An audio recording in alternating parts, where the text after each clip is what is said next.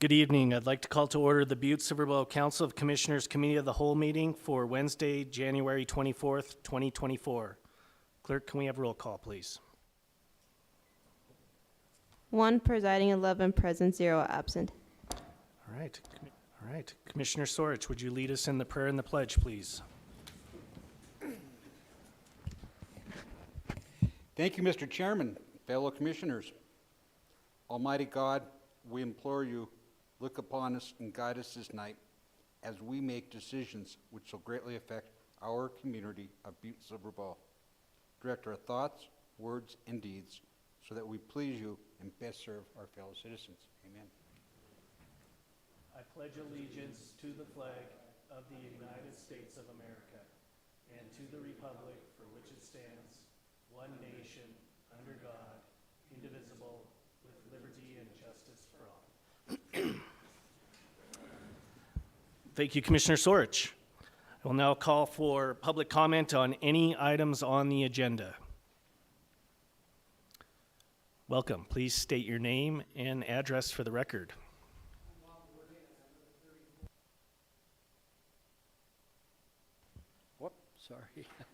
Live at 3405 Wharton here in Butte, Montana. And I'd just like to speak on the resolution number 2024-01, calling for an election of conducting a study commission for the charter of Butte-Silver. This is very important. We haven't studied the charter of Butte-Silver in 20 years. It was voted down last year, or 10 years ago, and it's very important that we have this done again. This doesn't mean there will be any changes made to the charter, but it just means that the committee that would be elected to do that would look at that and see if there are changes that are required to make us or give us a better government here in Butte, Montana. And I would ask that all of you people as commissioners and employees of Butte-Silver support this particular project, and even with your friends and relatives, ask them to vote for this so that it goes forward after the to the final November election. Thank you. Thank you.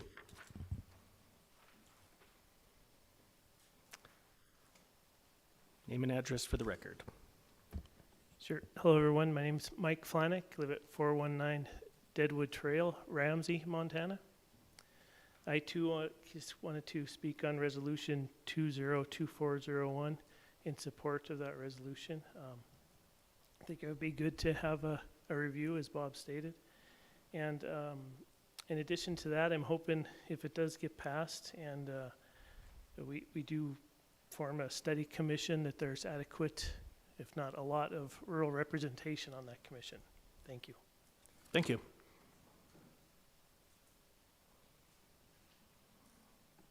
Any other public comment? Okay, seeing none. Don't have a report from the chair because we're gonna have a long night, but I will just say, just a reminder that it's the 5th Wednesday next week, so don't show up because we have it off. We'll move on. We're gonna move around some of this agenda. The section 1 Committee of the Whole acting as judiciary, we're gonna move that to the end of the agenda because we will have a star chair chairing that portion of it because that needs to be chaired by the Judiciary Committee chairperson. So we'll move on to, we're going to move that to the end. We'll do the presentations and then the bid openings, and then we'll go through the Committee of the Whole,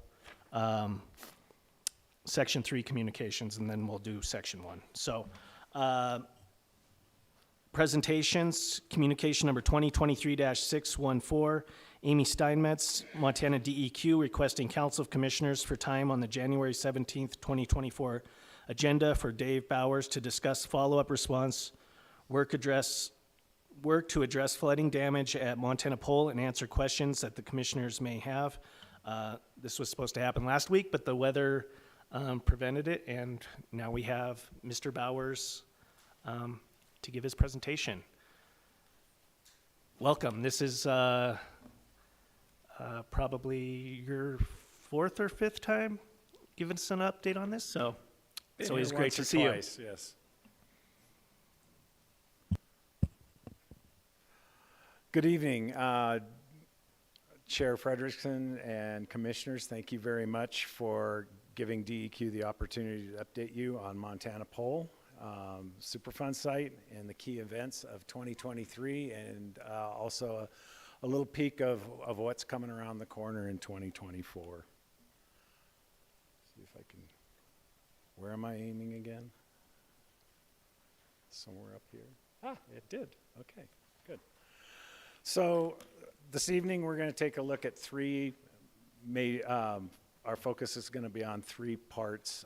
The first one is going to be the construction completion report, especially as it pertains to the possible acquisition of parcels by Butte-Silver. And we'll be looking very carefully at the dioxin results and the pentachlorophenol results.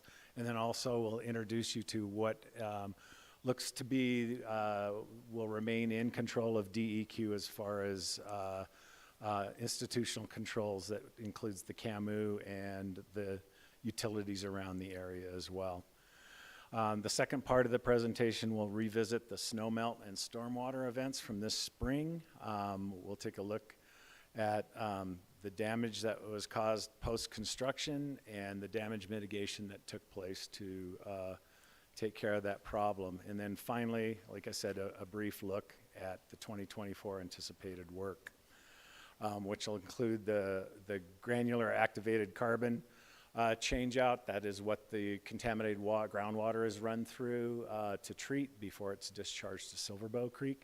And then the Northwestern Energy gas supply line relocation and what that means to Montana Pole. So what you have here is just a plan view, a bird's eye view of the site as it sits today based on how it gets divided up because of the utility corridors. It's the green western parcel, the southern yellow parcel, and the eastern blue parcels that are under consideration for being forwarded on to Butte-Silver in the future. The red parcel, like I said, is the utility corridors, and also the gray area in the middle is the CAMU, the repository, the corrective action management unit, that where all of the waste is placed and stored.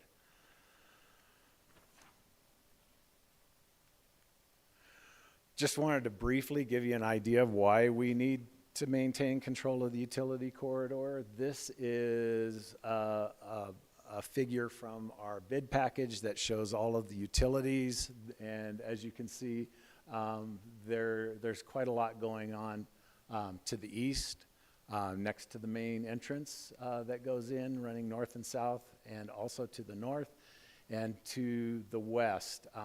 What you see down there in the bottom in the southern area has X's through it, which means that it was scheduled for abandonment, and it did take place during the construction. It was properly abandoned. Before we jump into looking at the results, I want to just give a quick teacher lesson on parts per billion and what it means in our science world.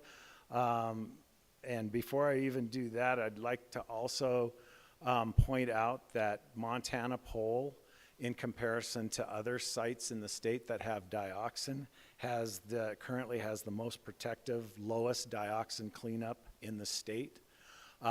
There's one that I know of where the residential cleanup number is twice as much as the industrial cleanup level is at Montana Pole. So that gives you an idea.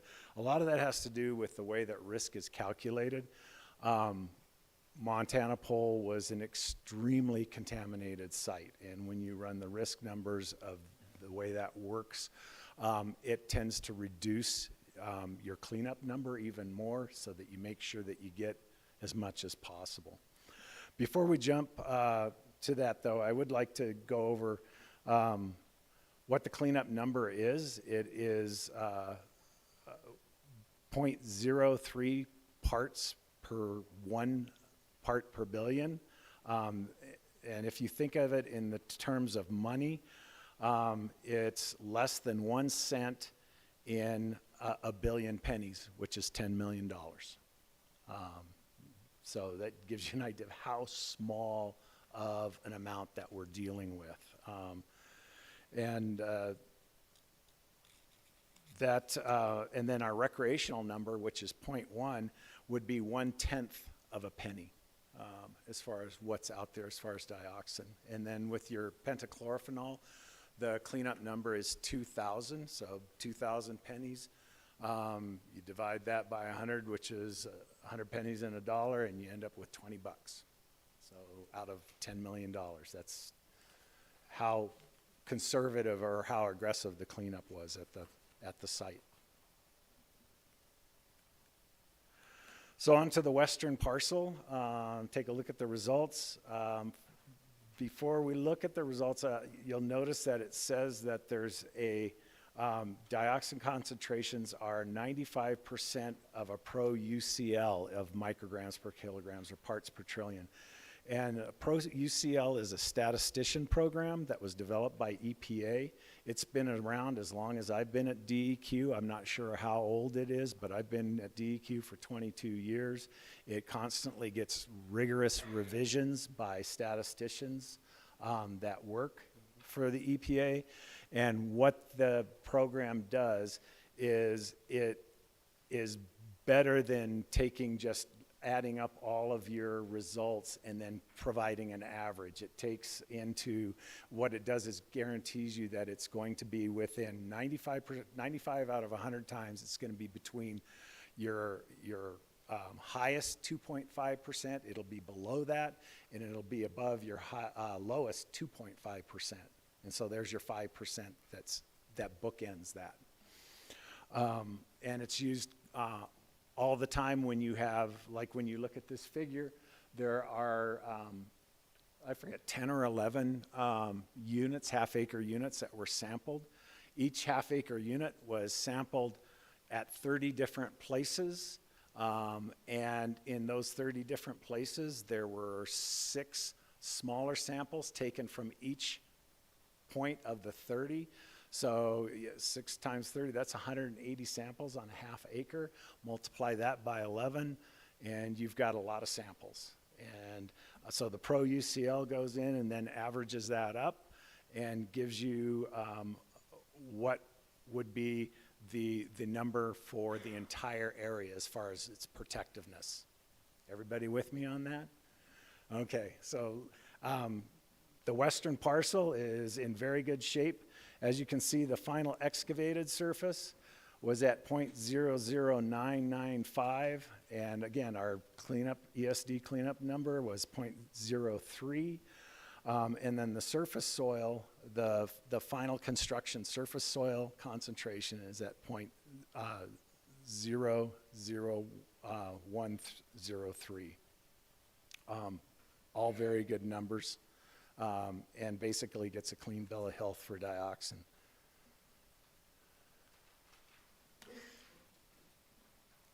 Okay, this situation is a perfect example of this to the southern unit of why we use pro UCL as a valuable statistical feedback. If you look carefully, you'll see that the red area that doesn't pass the cleanup is at 0.032, and 0.03 is the cleanup number. So you're talking about not even increasing the amount up to the point of 1/3 of a penny. We're still less than 1/3 of a penny as far as contamination. It's very, very close.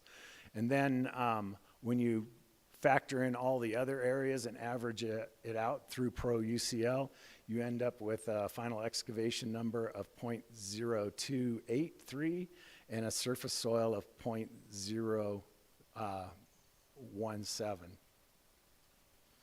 And to give you an idea, if we were to, how pro UCL is more rigorous than just doing an average. If we were to do the average, I did this one as an example, if we were to do the average post-construction surface, it would be 0.012, which is lower than the 0.017 for the surface soil. And then the final excavation, If we just used the average, it would be 0.0197, and instead we get a pro UCL of 0.0283. So what it's doing is it's being more protective, if you can tell. It's raising it up and saying, okay, when we look at all of these samples, here is what is most likely out there based on statistics.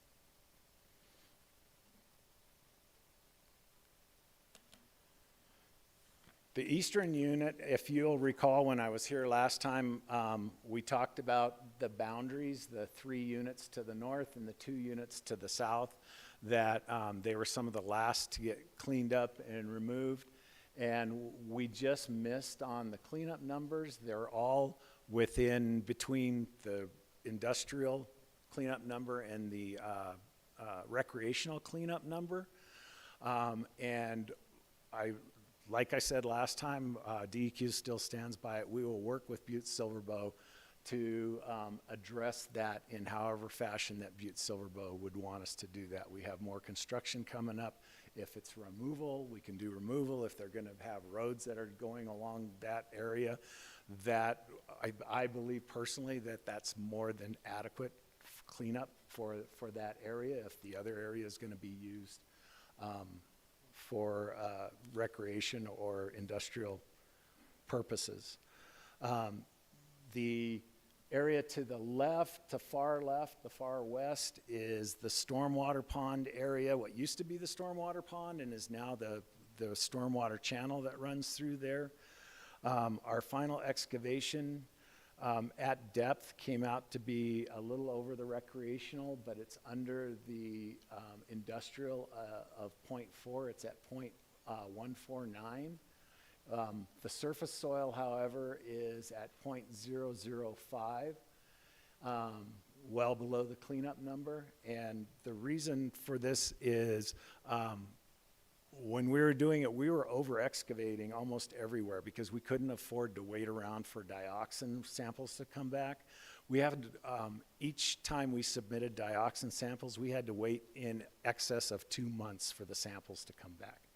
And if you remember when I talked to you last time, that yellow equipment that's out there cost us about about $2,500 a day, and it would add up really fast if I remember my facts on that correctly. So one thing also to remember about that area, it is the stormwater channel. It is pretty much a permanent fixture there. It's not something that's going to be moved. And also there's between 2 to 4 feet of clean fill that's over the top of it, and hence the surface soil cleanup number of 0.005. And that's also well right next to the road where the potential, the trail that's going to hook Silverbow Creek to Copper Mountain is being proposed.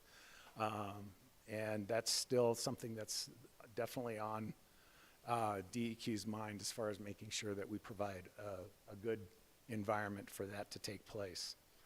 The 2 exceedances that you see in the middle are, again, very similar to the southern one. They're very, very low. We've got a 0.03, what is that, 0.03?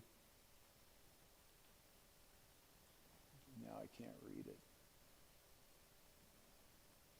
A 0.03 and a 0.0414, 76, 0.0376.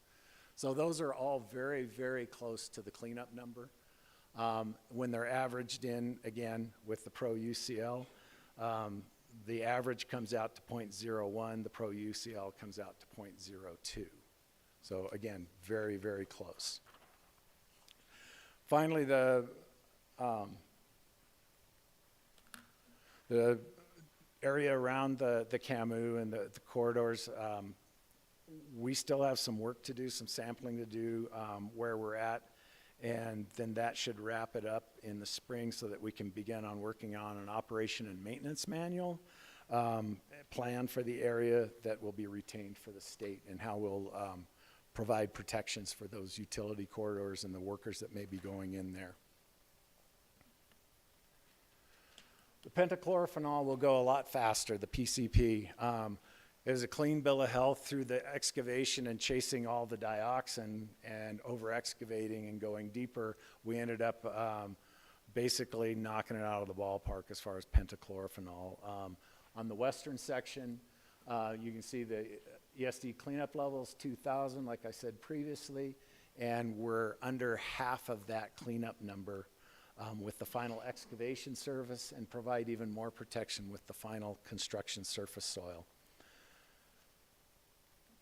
For the southern unit, we've got pretty much the same thing. The southern unit is a clean bill of health at less than 1/4 of the cleanup level. Everything is less than 500 parts per billion. And then the eastern one is the same thing. We're less than 25% of the cleanup number. And so it came out very, very clean as far as the pentachlorophenol, which is good because the cleanup number for pentachlorophenol is based on the protection of groundwater. So anything under that. And then the industrial number for as far as protection to human health with the industrial number is much higher. It's at 7,000. So the 2,000 is even lower when you talk about protection to human health. And again, and this gives you an idea of some of the areas we still need to get in and sample. The pentachlorophenol is good. We need to get along the gas line corridor and the upper northeast corridor and do some more sampling, which we'll get out there this year and do. So now the second part of the presentation is on the focus of the challenges that we faced during the spring of 2023. We encountered 2 significant stormwater events, and I'll discuss the related damages as well. First of all, on April 11th and April 12th, the Butte area experienced an increase in area temperatures. They went up into the 70s after being mostly around the 40s for a very long time. Still a lot of snow around, and it wasn't just Montana Pole, but the whole area suffered significant challenges with stormwater. And our stormwater design to the west of the Camus in the western area suffered significant damages from uncontrolled stormwater flows coming from the south of Greenwood Boulevard, or Greenwood Avenue, excuse me. And then if that wasn't tough enough, then on the evening of June 6th, an event that I think most everybody in here will remember, we had a rain event at Montana Pole. It was 1.42 inches in less than an hour. In the guidance, how you calculate rain events, 1.42 inches of rain in less than 3 hours is classified as a 100-year event. So for that 3-hour event. So that was quite significant, and it caused significant damage to the Camus. And additional stormwater damage to the designs that we had on site. When I say uncontrolled stormwater, I wish I had a pointer for this, but it basically, there's the Colorado ditch that's to the west of the site. To the south of there, not all of the water was reaching that ditch. It was coming down the road and crossing over, coming down both Borrow Pit, well, the Borrow Pit on the north side of Greenwood Avenue, and then along the shallow Borrow Pit on the south side of Greenwood Avenue. We also had significant water coming out of the culvert that's just to the west of our western gate. And I also have pictures of that I can show you on that the water coming from the west, from the far west, commingling with what was coming out of that culvert, exacerbated the problems that we were having. And then the water was backing up and flowing over Greenwood Avenue down where we have our stormwater ditch. So this is the April 12th snow melt. In the lower left-hand corner, you can see the water bubbling up out of the culvert. You can see what looks like a wide delta on the other side of the fence spreading out and making its way in a number of directions, including a small ditch that we have that leads to a stormwater pond further down. This is looking south from the same area, but the day before, and you can see that the water is already starting to flow and make its way through here, cutting its own channel. This is again on April 11th. You can see the riffles in the ditch as far as the water. That's a fairly high velocity of flow that's coming through there. It's not just meandering its way down. And it gets to our stormwater pond, and you can see right below the stormwater pond, you can see where the water is head cutting down into the pond. Now, I might add right here, it's important to note, this happened right after we seeded. If this had been 2 years down the road and we had vegetation, we would have incurred much less damage. This was like the worst of luck as far as we could have had. The seeding took place in early April, and then boom, there it was, and we had that. On June 6th with the rain event, the evening of June 6th was the rain event that evening, and then June 7th, our water treatment plant operator showed up first thing in the morning, and he took this picture. And you can see that significant channels have eroded away at the Camus. These are two pictures side by side that show that the water actually cut down through 3 feet of soil that covers the liner and went clear down to the liner. And this triggered an emergency event or a response. And when I mentioned to our attorney that we needed to get going on this right away, and I showed him this picture, he goes, "I get it. This is like somebody breaking their bone and you can see the bone." And I said, bingo, that's it. This is why we need to get going. And so we mobilized, started getting on the phone and starting to get a hold of contractors. And by 11 o'clock that morning of June 7th following, we had a contractor en route to do a walkthrough and take a look at the damages. And we had their equipment on the way as well. They had already committed. They saw these pictures as well, and they're in the business of doing emergency response. It's Olympus. They do emergency response for BN. They do emergency response for other folks as well. They saw this and said, "We can be there and we can do this work for you." And so they were out there the morning of June 8th. Their equipment was on the ground and starting the repairs of the Camus. I'll add at this point in time that at no place was the liner compromised. And that was our alarm, right? Because the liner is there to protect human health in the environment.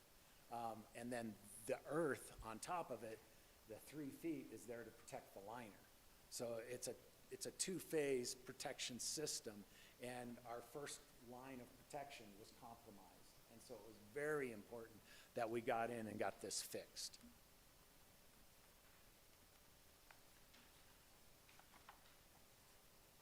And then after that, we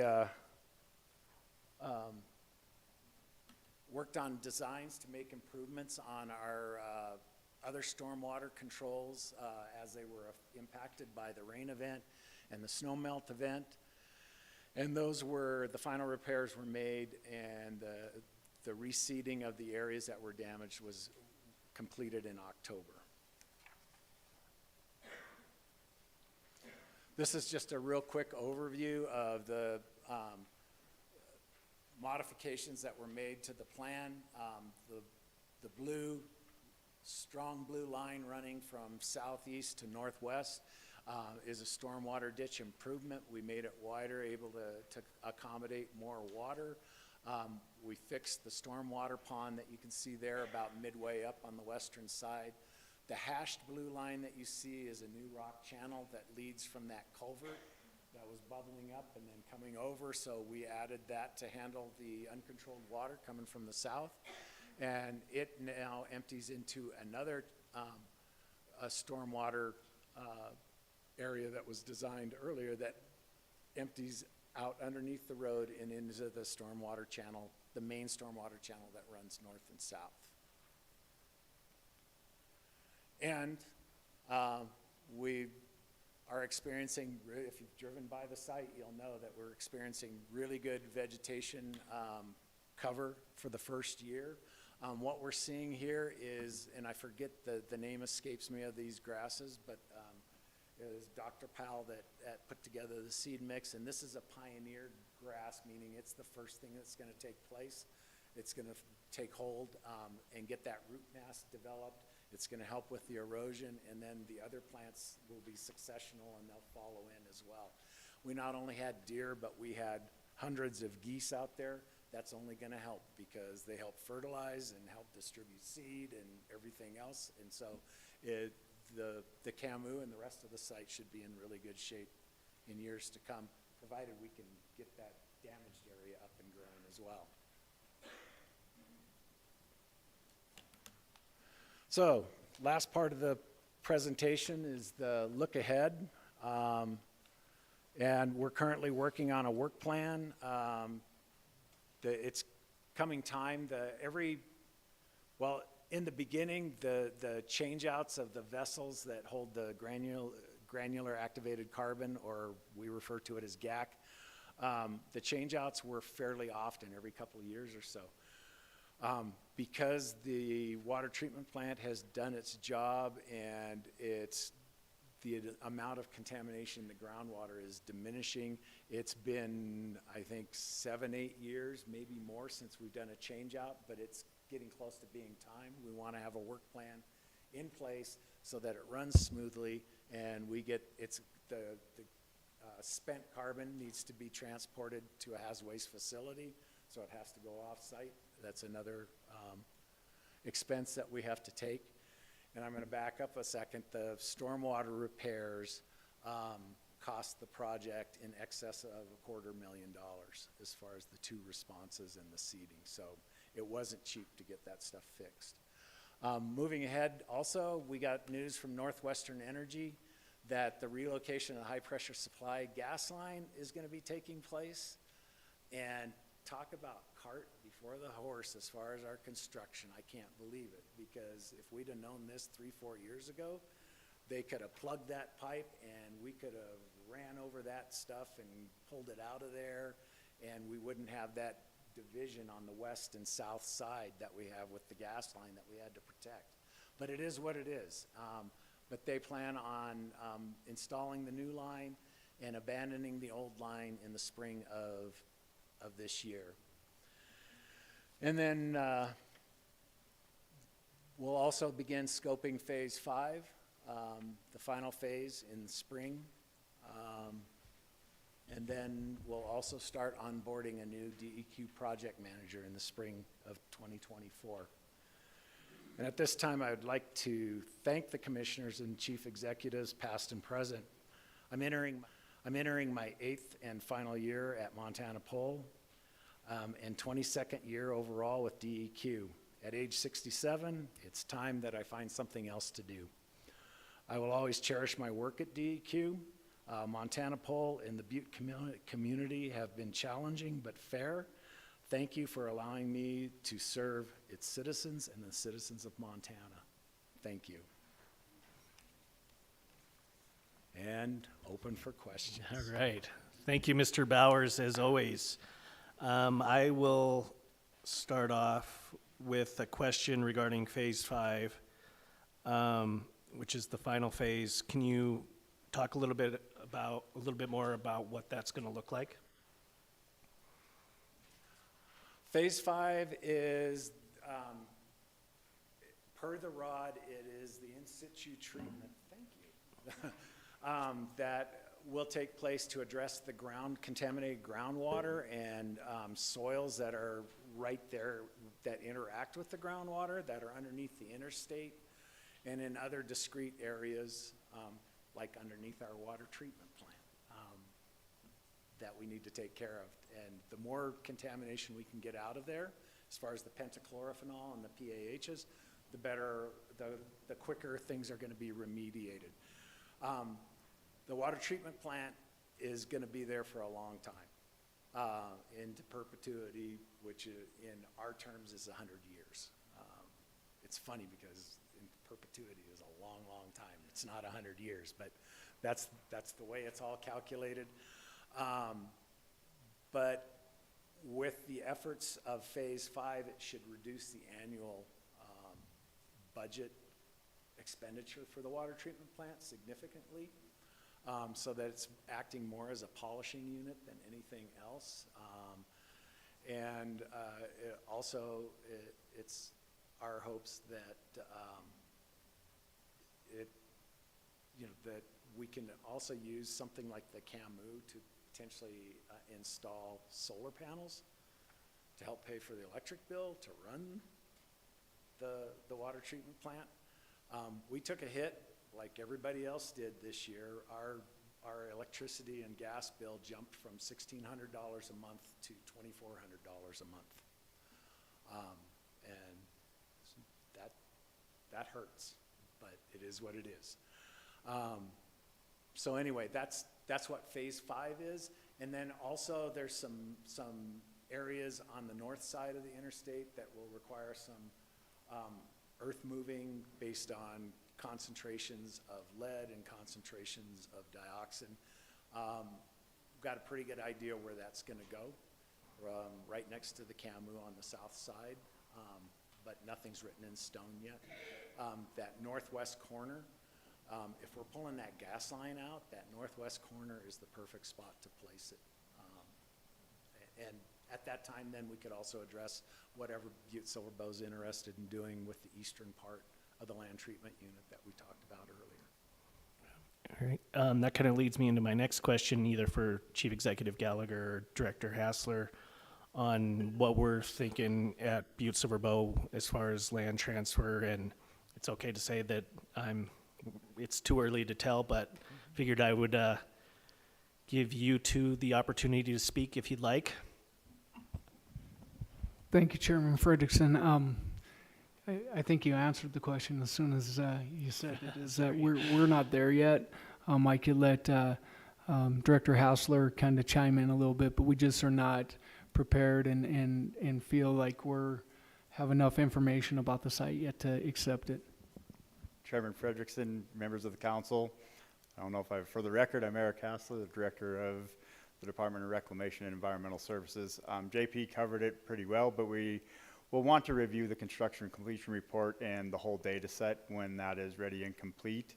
And then we will also probably involve our contractor on all things Superfund, which is wet, for a review as well, and then bring our opinion to this body. And I believe it would have to come before this body before we could ever accept any land. So it would ultimately be your decision, but we would make a recommendation either way. But it is a little too early at this point in time to make that determination until we've had a chance to review the construction completion report and the full data set.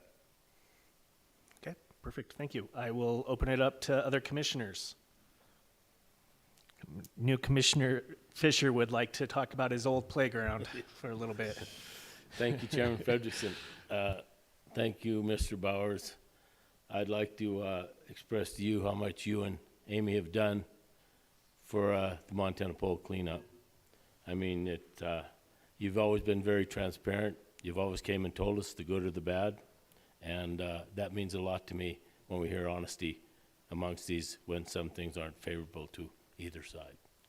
I would like to say that going on that, do you feel any of the contaminants went down to Silver Bow Creek when we had this flooding? When we had the rain events and the flood? No, our stormwater worked the way that it was supposed to. The stormwater channel, the main stormwater channel, the big one that runs south to north, is meant to accommodate any water that we collect on site, which is all clean now, except for the CAMU, and anything that comes from the south that's uncontrolled.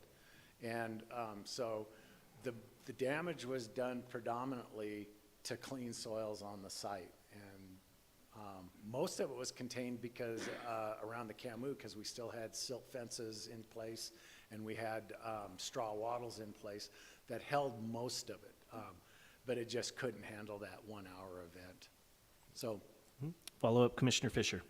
Thank you, Chairman Frederickson. So the washout was 3 feet deep. We're remediating yards here in Butte at 18 inches, you know. So we're in the new deal with the lead, dropping, and this gets in a little deeper subject I'm not gonna get into tonight. But somebody failed. Engineer failed, somebody failed, otherwise this wouldn't happen. I mean, somebody made a mistake in either engineering or soil, somebody made an error or this wouldn't happen. And I'm not playing the blame game, but somebody pays the bill for that, whether it's the federal government, the state government, or the local government. It's all taxpayer money. And now it's costing more. And sometimes, when we speak, you talked about cost and everything. The trouble we have in Butte, a lot of us have, and especially me and a few others, is we don't want the cheapest cleanup. We want the best.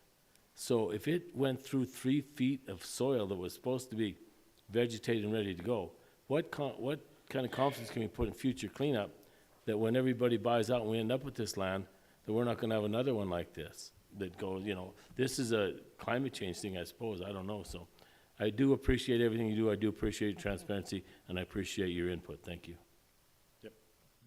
Can I say something? Yeah, go ahead, So Mr. I Bowers. hear 2 parts to that. First of all, with the CAMU, the engineering design is based on being able to accommodate an event, a stormwater event like we had, if it's fully seeded. And that's the critical component, because the root mass in there is the key to the erosional component that takes place.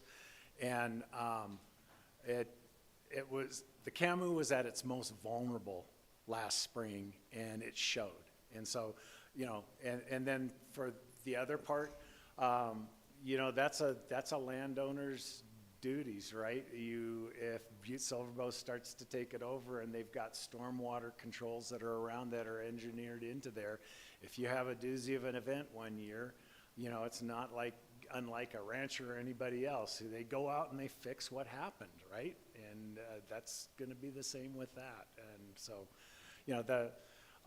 the only thing I would argue with you on that, Commissioner Fisher, is the fact that the CAMU was very vulnerable, and it wouldn't have been anywhere near that had it been seeded.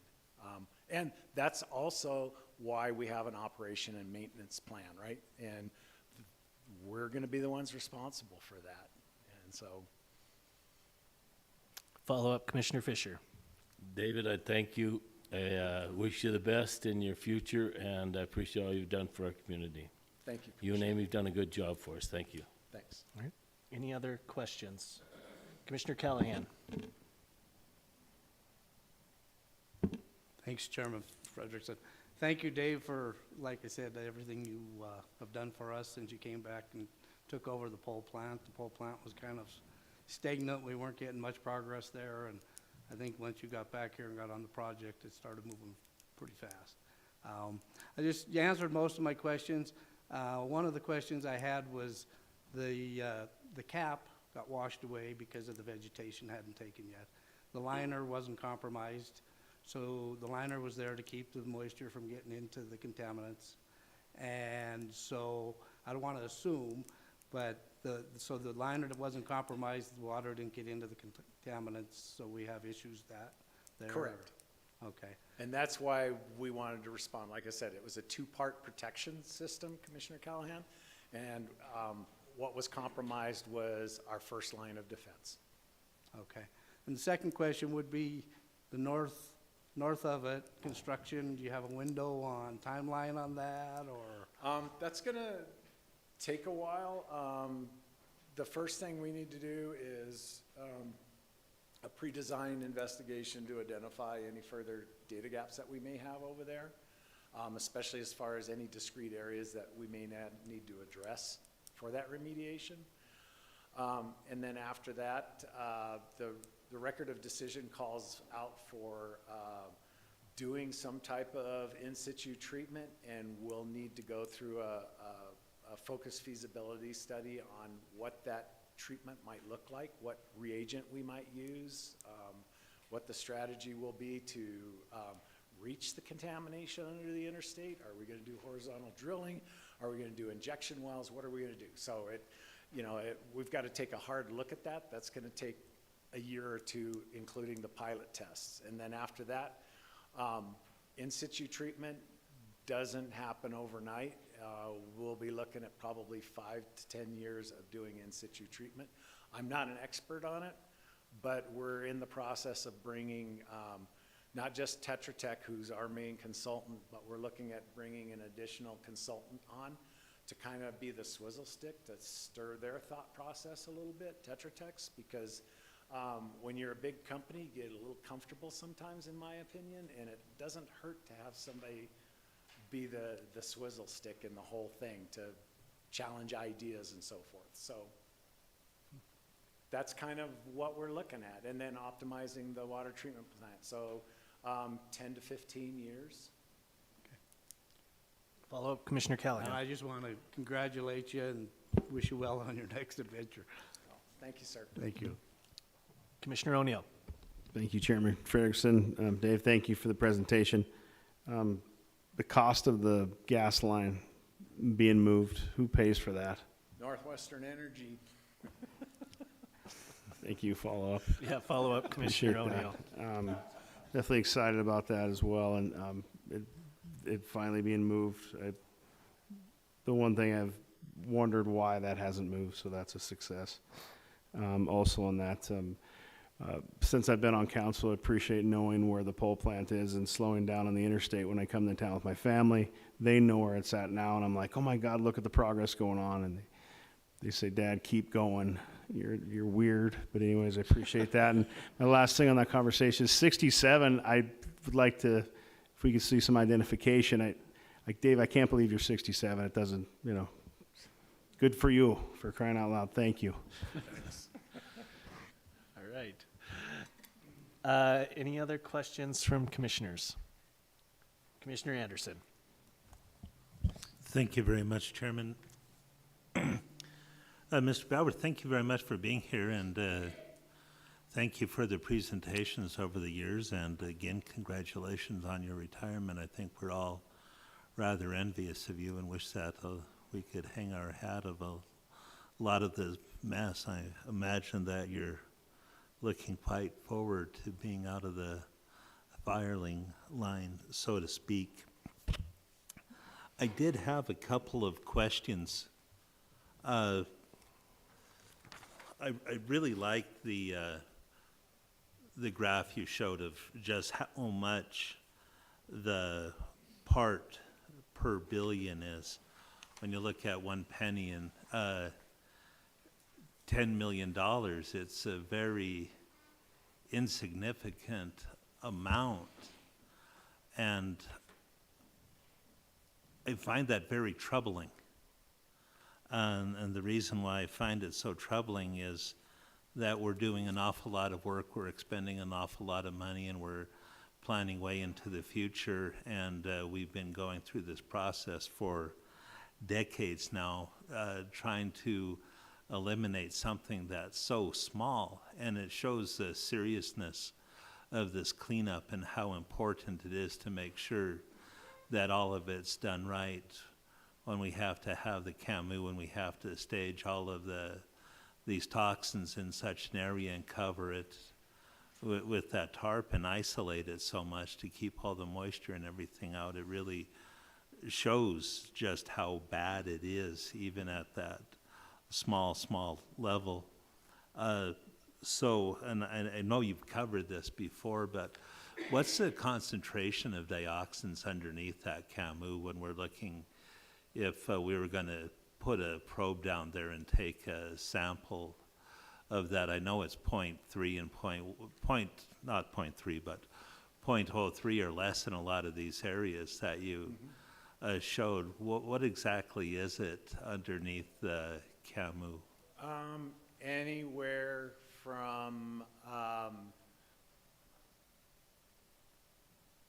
10 parts per billion, so not 0.1, but 10 parts per billion, Okay. up to well over 1,000 parts per billion. So like $20 out of, still a very insignificant amount, but it just shows. And how many parts per how many billions of parts do we have under that CAMU? I know it depends on if we want to use cubic inches or something, but it's just an awful lot of soil underneath It is a lot of there? soil. At 9 acres, I can't be quoted on it because I don't remember what the final numbers were, but they'll be in the construction completion report. I want to say it's around 350 to 400,000 cubic yards. 300,000 cubic yards. 300 to 400, yeah. Wow, okay. And I absolutely concur with you. The dioxins are, they're broken down. There's many different dioxins out there, and they're called congeners, and also furans, which are part of the family as well. Some of them are created naturally in our environment, and when we barbecue, when we have a Yeah. fire. Fortunately, those congeners, which is what those dioxins are called, those parts aren't quite as harmful as what came out of the pentachlorophenol. That's the dioxins were a byproduct. Dioxins, I don't know if you remember the presentation, but dioxins are created from chlorinated products being heated. And that's when they were breaking down and when they were heating it to treat the logs, Correct, and so you see that in your paper production, because they used to do chlorine for bleaching paper craft, and they'd heat it up to do it, and they'd quite often do that right next to rivers, because they needed water, so. Exactly. It shows how precious our environment is and everything. So, well, thank you. Those were a couple of the questions I had. I really enjoyed all your presentations over the years, and I really always appreciated the honesty and forthrightness and the answers you've always had. And if we ever had a need to reach out to you, I know I have on a couple other issues, other times with these issues, and I always appreciate your response and the tours and everything. And your predecessor's going to have some large shoes to fill. So congratulations on the retirement, and I hope you get some good fishing in. Thank you. All right, are there any other questions from commissioners? All right, I hope you're not calling him after he retires, Commissioner Anderson. No. Okay. I can run, but I can't. All right, thank you, Dave. Really appreciate all the work you've done for our community, and I wish you nothing but the best in your retirement. Okay. Moving on. Communication number 2024-36, Karen Burns, Community Development Director, requesting Council of Commissioners authorization for time on the January 24th, 2024 council meeting to conduct a presentation on the housing plan completed for Butte-Silver Bow. Director Burns, welcome. Thank you. Thank you, Chairman Frederickson, members of council. As you stated, I am Karen Burns, Director of Community Development for Butte-Silver Bow. I have a little handout for you that I'll pass around. It's a one-page sort of summary of the housing plan.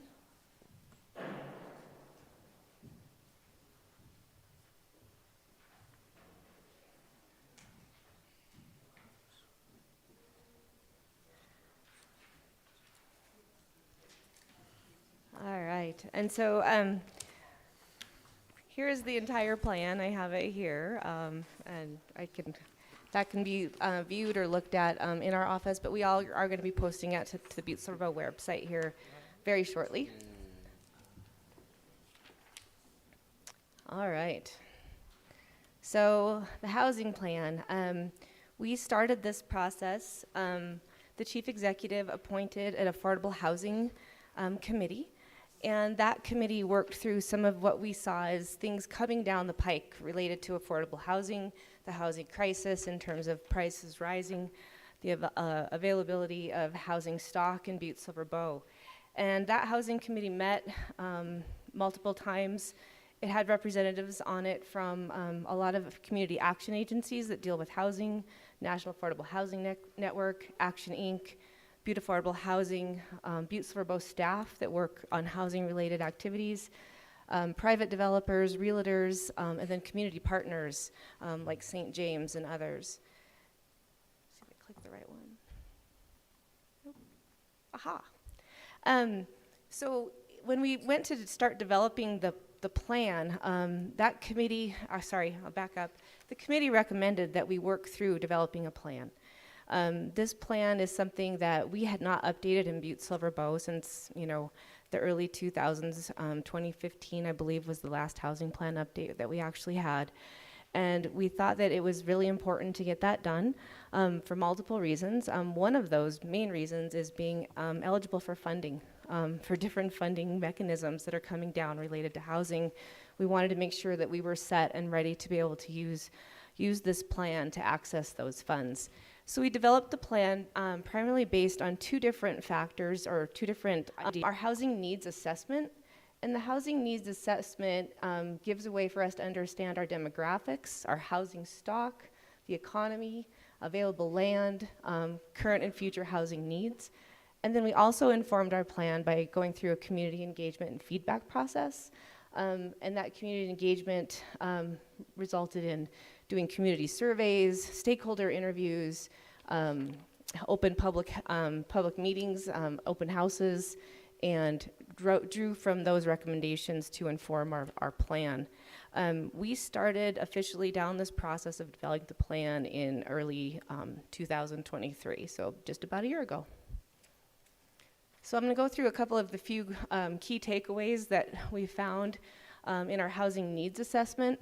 I don't think any of these are going to come as big surprises to any of us.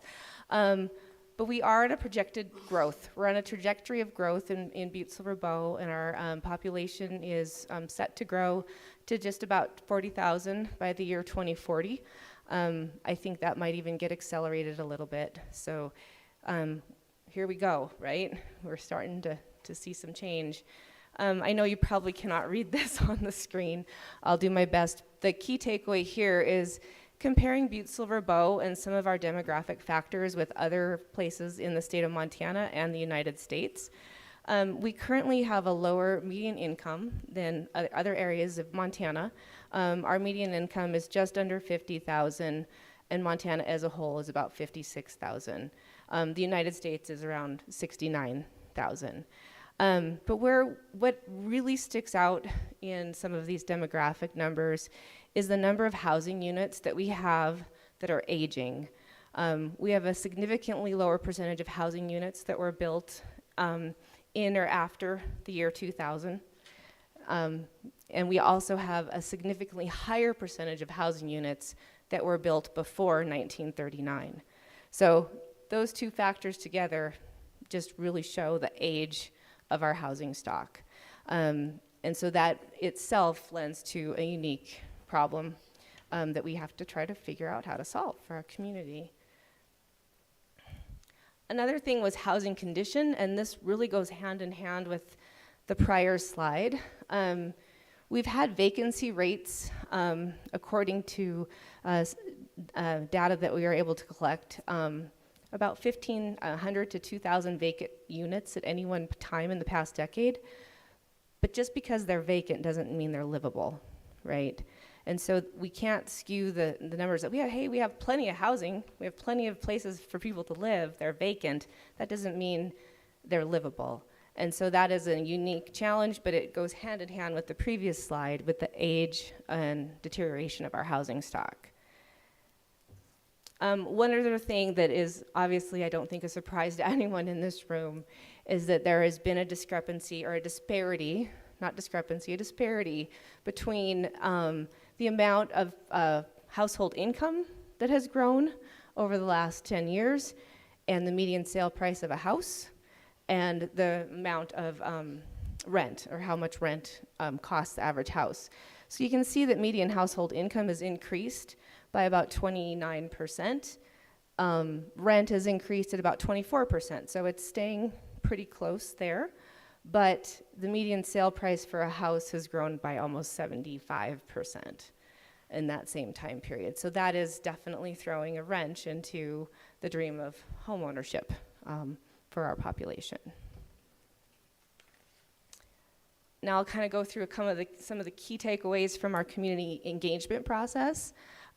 We conducted stakeholder interviews, like I said, conducted a housing needs survey, held a housing vision workshop and met multiple times with the housing committee that I described to review and go through this plan. We conducted 32 stakeholder interviews. Common themes from these stakeholder interviews were rising housing costs, lack of availability, housing condition, aging housing, the growth that we believe is coming to the area, maintenance and appearance of some of our housing stock in neighborhoods, and then zoning and code enforcement came up also in our stakeholder interviews. In our survey, we had 83 people complete our survey. Our consultants felt like this was a tremendous success to have that many people respond to a survey. That is actually a really good number when you are working on things like this. 67% of our respondents have lived in Butte-Silver Bow for over 10 years. So they've lived here a while, they get a feel for the community. There are barriers, they did say that there are barriers and obstacles to housing. Their major concern is the lack of quality and affordable housing units.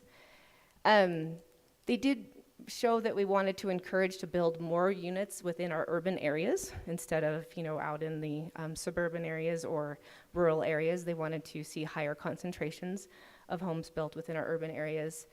And, 2/3 of the respondents prioritized what they would like us to do, and they said they want to rehabilitate as our highest priority, rehabilitate that housing stock that is dilapidated as one of the biggest things that we could do to increase the number of units that we have.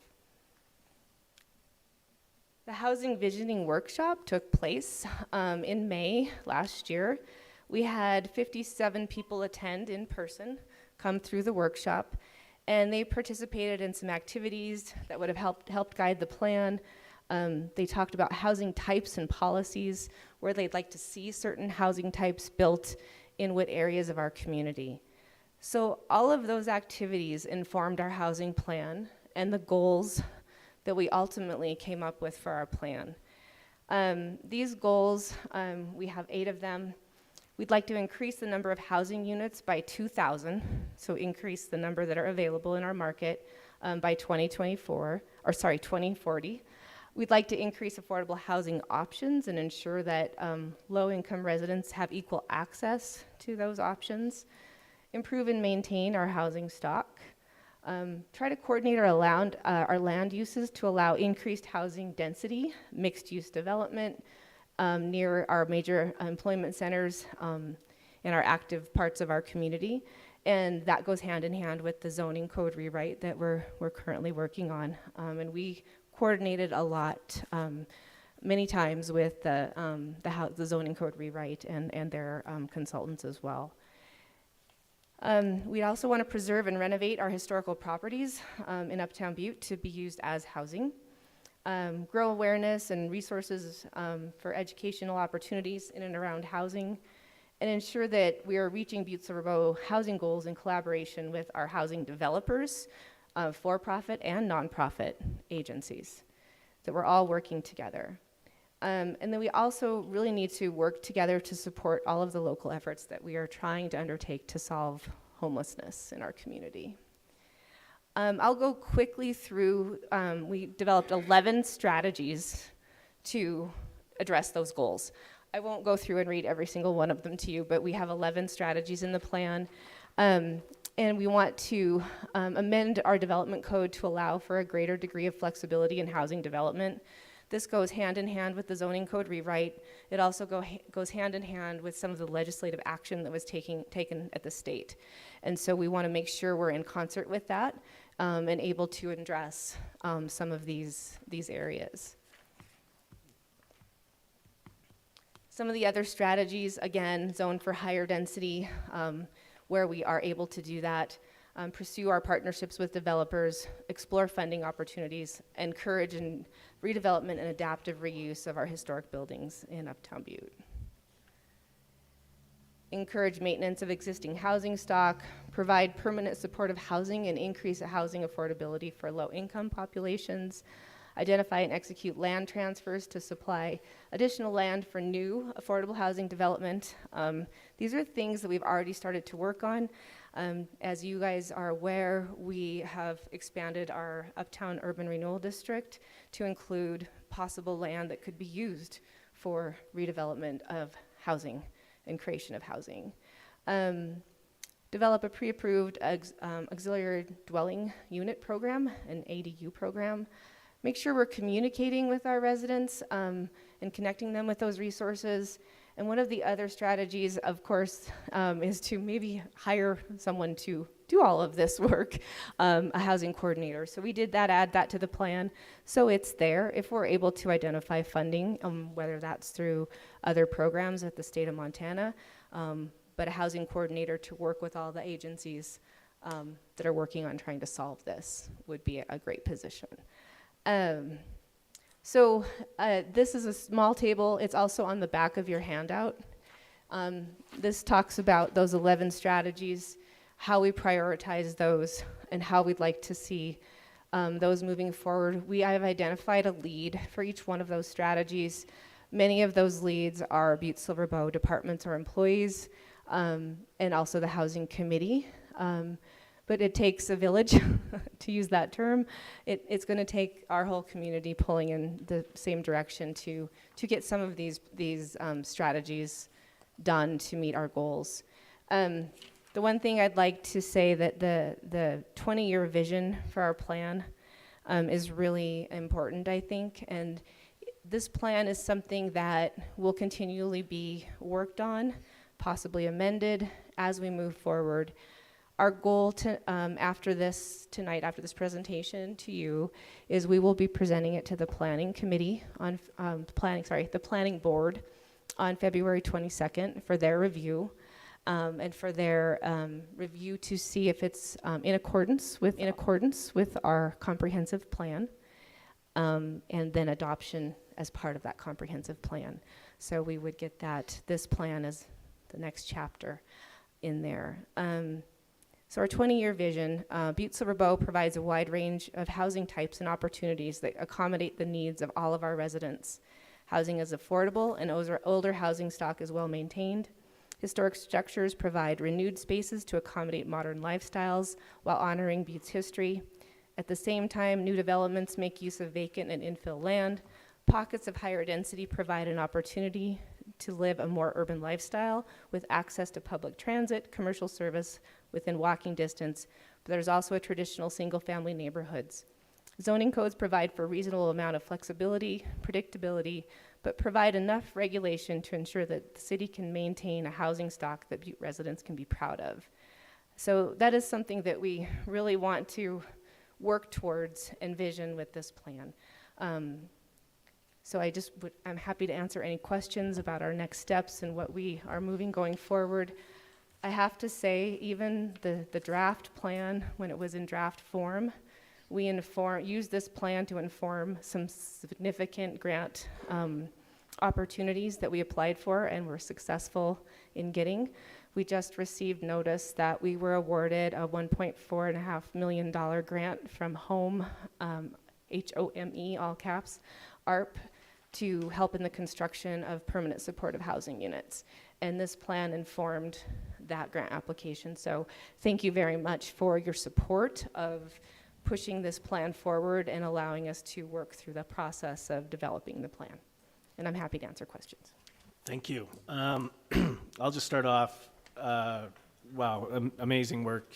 You can tell that you're passionate about this, and I love the matrix. It's yeah, nice job.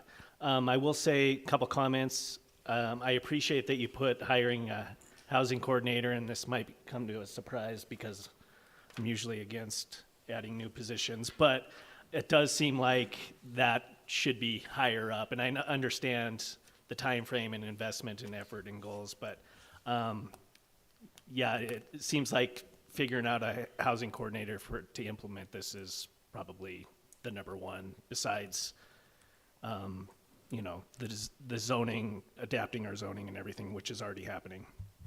So that, just a comment on that. And then my question to you is, what was that date on the planning department? February 2nd? Chairman Frederickson, members of council, it's February 22nd. 22nd, Yes. okay, thank you. And my follow-up to that is, if the planning department decides that this fits in with our comprehensive plan, would you come back to council and have us add that to the comprehensive plan, like we've done with other plans? Yes, Chairman Frederickson and members of council, that would be the exact process. We would come back to this body with a recommendation to adopt this plan as part of the comprehensive plan, and a resolution, I believe, would be passed to do so. Okay, I will open it up to questions from the commissioners. Commissioner Reardon. Thank you, Chairman Frederickson. Karen, this is a good job. And I agree with you that we all have to work together to get this done in Butte. You've been at this for a long time, longer than any of us and all that. And I think you recognize the dire needs that we have in certain areas of Butte, but also all throughout Butte. And I believe that right now it's affecting our workforce and our ability to attract a lot more because we don't have the housing to accommodate the people, their employees. So I guess in the study, I just have one quick question. Supporting this all the way is, number one, basically the public, basically can be involved and will be involved on what happened here.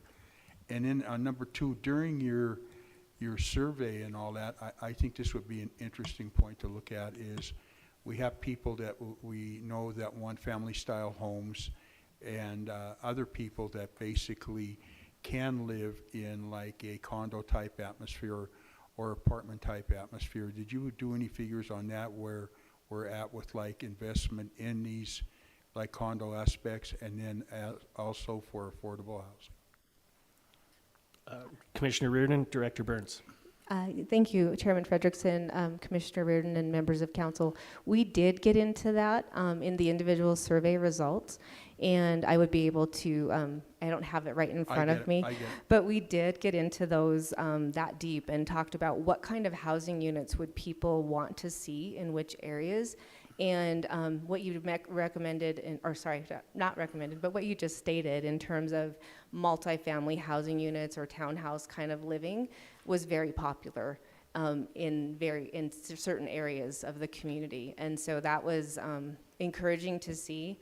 And I think it would really add some vibrancy to our community to create more living units in some of our urban core. Mm-hmm. Follow-up, Commissioner Reardon. Question to you, we definitely have to deal with certain districts throughout Butte, and I think you know the districts that we're talking about, District 8, District 9, Commissioner Sorich and all that stuff. I wonder if there is any emphasis on building possibilities or have these neighborhoods been included, you know, in this housing project. I like your URA expansion, I like all of it. But I think those are, and I think everybody around this table would agree, somewhat Walkerville area is, are all these areas included in this project? Commissioner Reardon, Director Burns. Thank you, Chairman Frederickson, Commissioner Reardon, members of council. Yes, this included all of Butte-Silver Bow in our analysis. Okay, great job. Thank you. I appreciate you. Commissioner Sorich. Thank you, Mr. Chairman. Thank you, Karen, for your presentation. And I'm all for that we need to start looking at it. I think we've already started. You know, I'm going to bring up, back in 2010, there was a neighborhood plan by the Greeley School. It was supposed to be a 20-year plan. It hasn't left the shelf. You know, it hasn't, no one's even looked at it. There's all these people that spent months working on this thing, and it's supposed to be a 20-year plan. It's supposed to be, I don't get it. You know, so I hope we can work through it. I hope the Greeley School can be part of it because it's in dire need of a lot of repairs. You know, it's been ignored for a long time. I'd be really remiss if I didn't be an advocate for my neighborhood. Yes.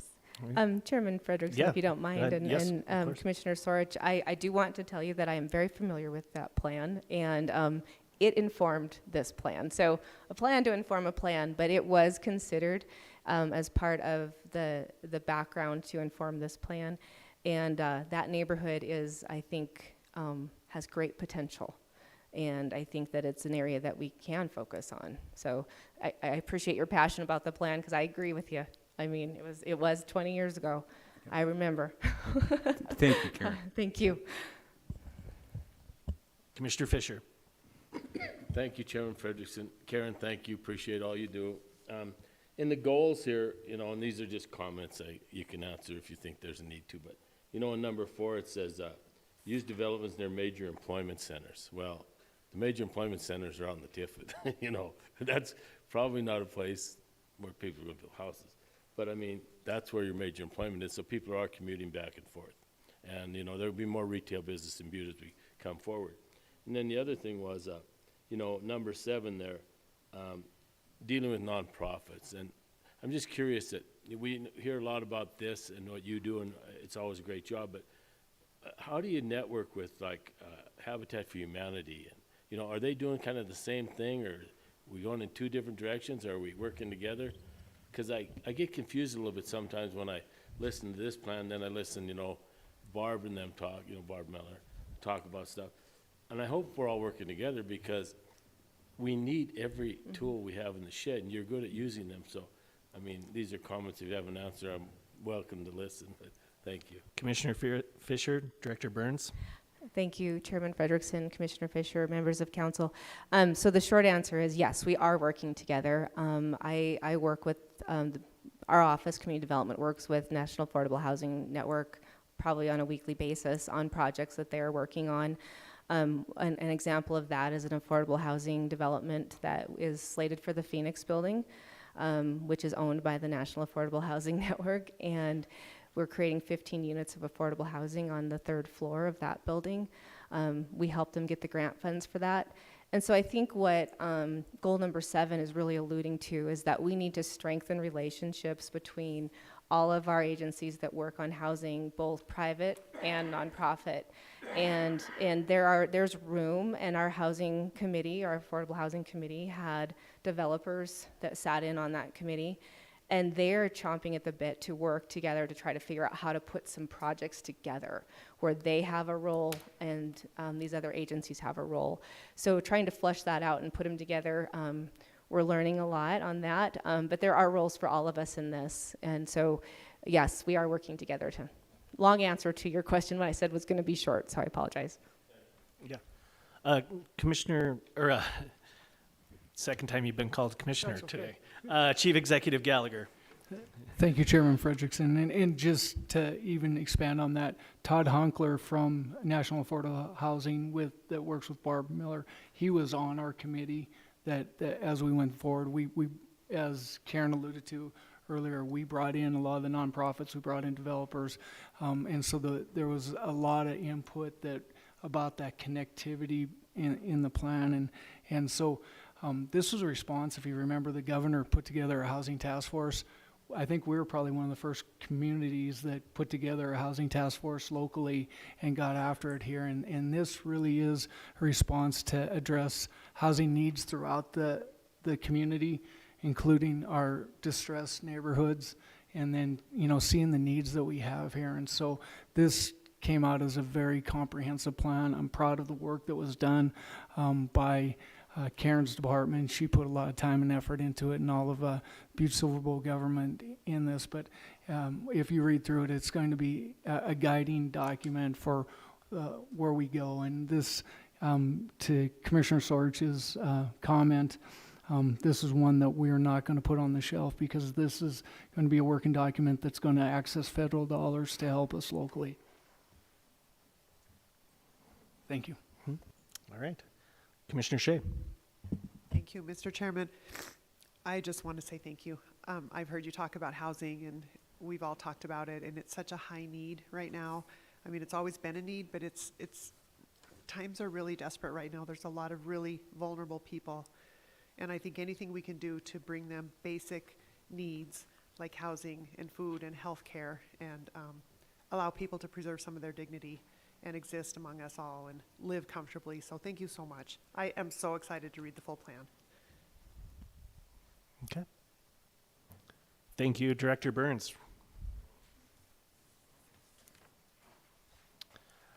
Okay. How are we feeling? Do we need to take a break? We good? All right. Moving forward. Bid openings. 1, communication number 2024-06, Mark Neary, Public Works Director, requesting Council of Commissioners authorization to reschedule the rehabilitation for Basin Creek Dam number 1 bid opening to January 24th, 2024.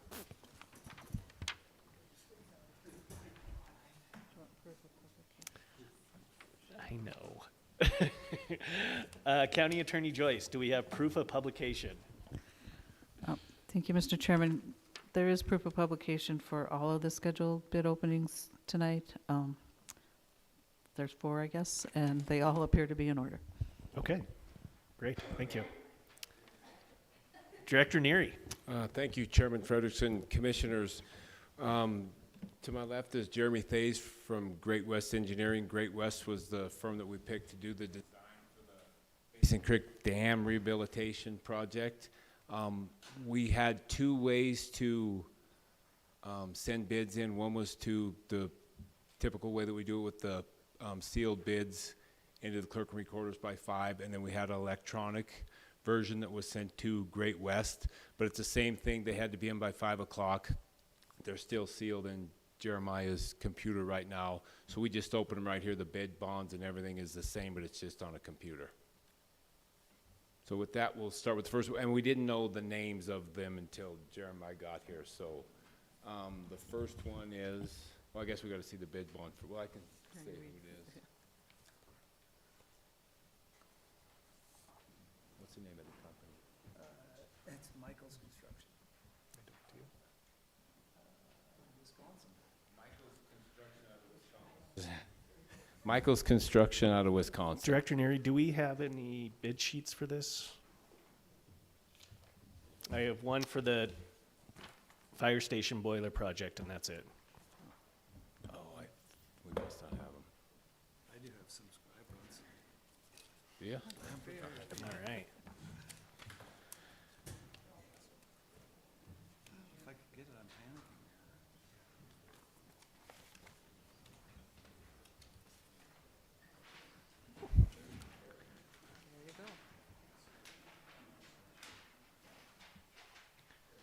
You're throwing us off without the actual opening, and we're moving into the future here. Thank you. All right. Okay, so the first bid is from Michael's Construction from Wisconsin. And Mr. Chairman, there is a bid bond in the amount of 10% from a licensed surety company that appears to be in order. Okay.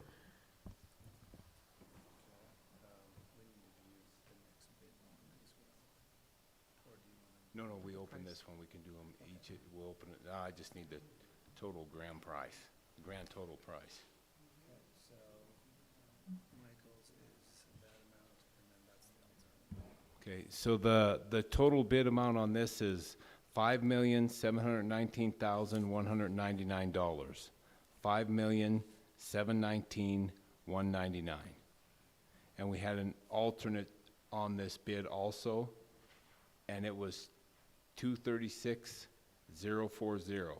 $236,040. Okay. $5,719,199. Yep. Okay.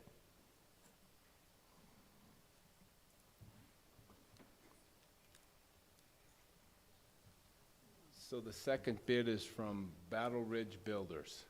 Where were they from? They're from Bozeman. Bozeman, Montana.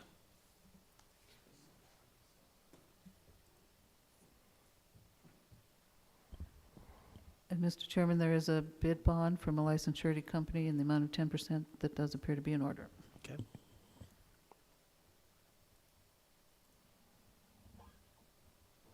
The total price on this bid is $3,526,345. $3,526,345. Okay. And the additive alternate was $332,948. Okay, $3,526,345. Yep.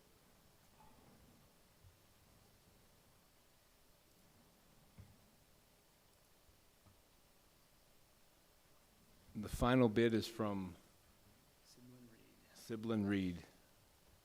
They are from California. From California.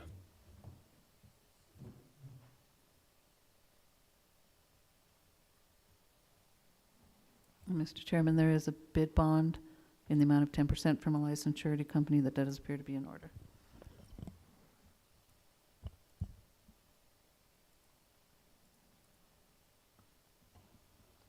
Chairman Frederickson, the total price on this is $6,986,340.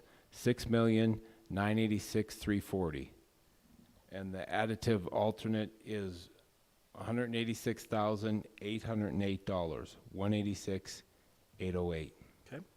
$6,986,340. Yes. Okay. Commissioner Reardon. Microphone.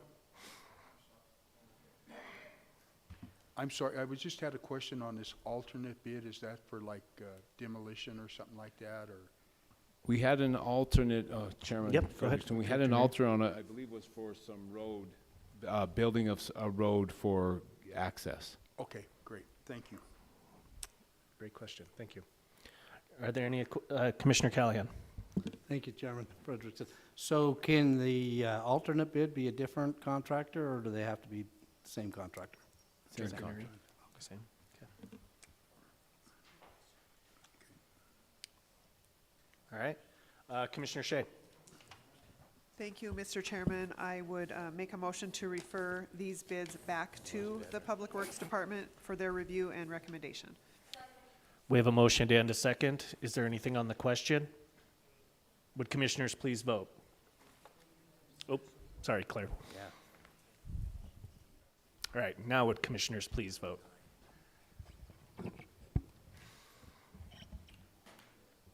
Clerk, would you record the vote?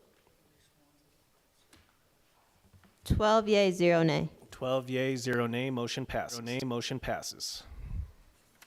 All right. Thank you, gentlemen.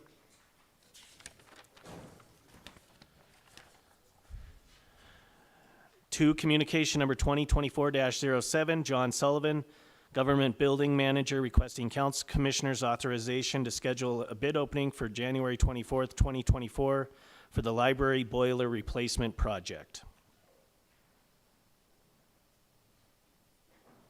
Mr. Sullivan, welcome. Thank you, Commissioner Frederickson.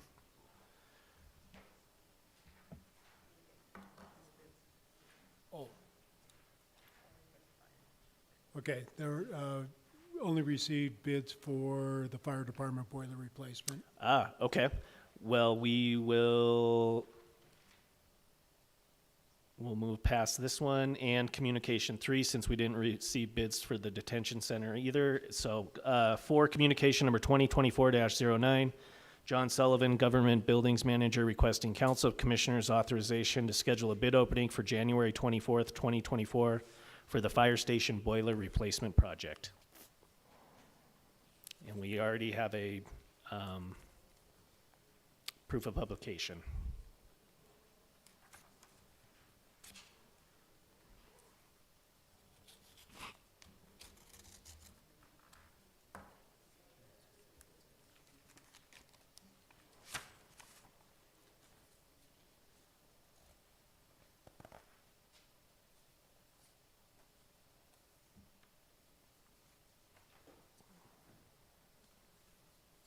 Okay, first bid is from Lockmere Plumbing and Heating. And Mr. Chairman, there is a bid bond in the amount of 10% from a licensed surety company that appears to be in order.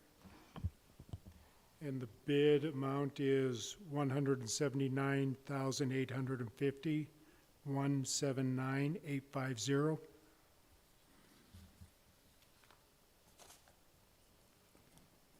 $1,079,859.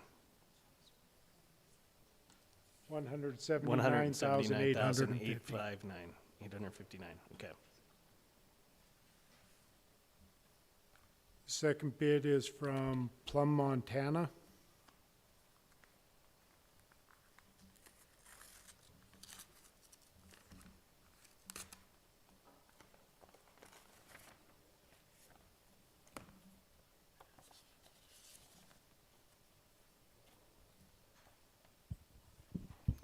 And Mr. Chairman, there is a bid bond in the amount of 10% from a licensed surety company that appears to be in order.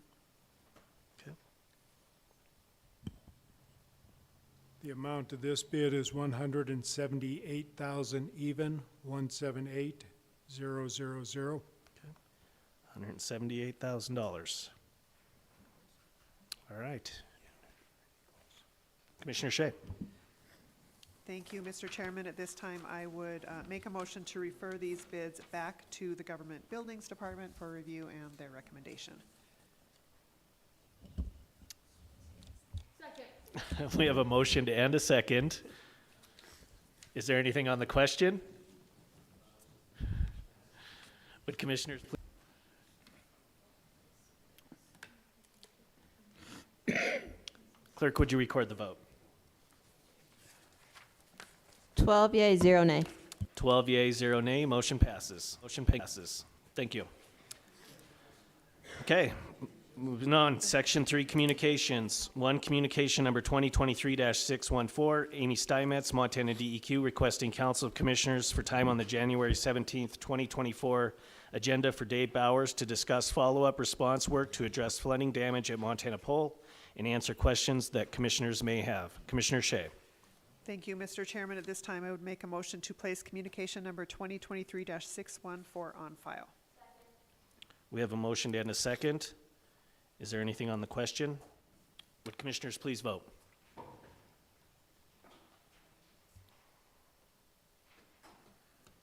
Clerk, would you record the vote?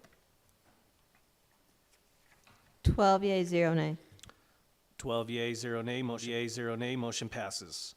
2, communication number 2024-06, Mark Neary, Public Works Director, requesting Council of Commissioners authorization to reschedule the rehabilitation for Basin Creek Dam Number 1, bid opening to January 24th, 2024.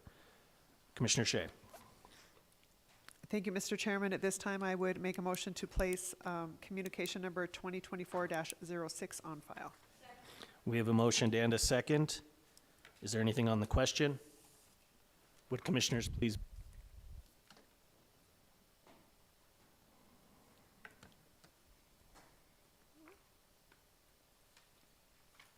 Clerk, would you record the vote? 12 yea, 0 nay. 12 yea, 0 nay, motion passes. 0 nay, motion passes. 3, communication number 2024-07, John Sullivan, Government Building Manager, requesting Council of Commissioners authorization to schedule a bid opening for January 24th, 2024 for the library boiler replacement project. We did not receive any bids for this. Commissioner Shea. Thank you, Mr. Chairman. I would just like to ask the county attorney a question. Are we okay to place this one on file, or do we ask for a reschedule or republication? County Attorney Joyce. Thank you, Mr. Chairman. Commissioner Shea, yeah, you could place it on file because they will have to do a new communication in order to republish and start the process over. Do we note and place that on file since we didn't take any action? Or does it matter? It doesn't matter. Okay. Commissioner Shea. Thank you, County Attorney Joyce. Thank you, Mr. Chairman. At this time, I would make a motion to place communication number 2024-07 on file. We have a motion and a second. Is there anything on the question? Would commissioners please vote?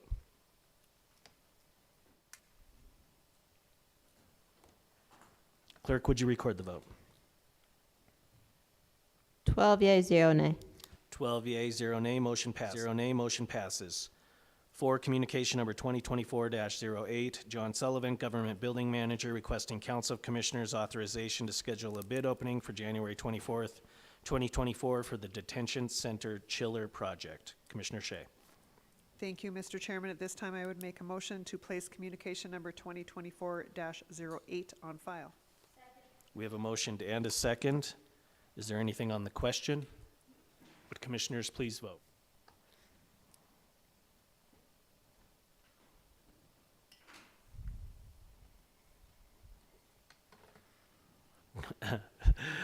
Clerk, would you record the vote?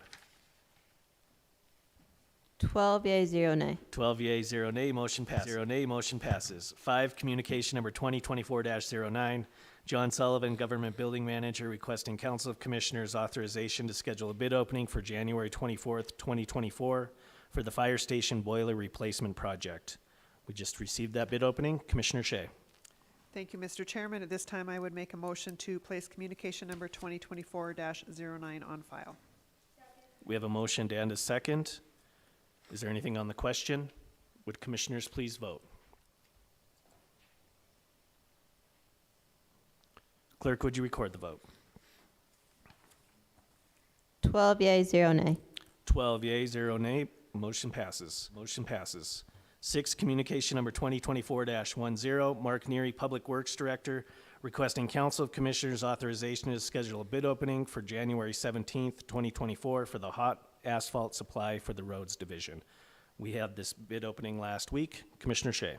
Thank you, Mr. Chairman. At this time, I would make a motion to place communication number 2024-10 on file. We have a motion and a second. Is there anything on the question? Would commissioners please vote?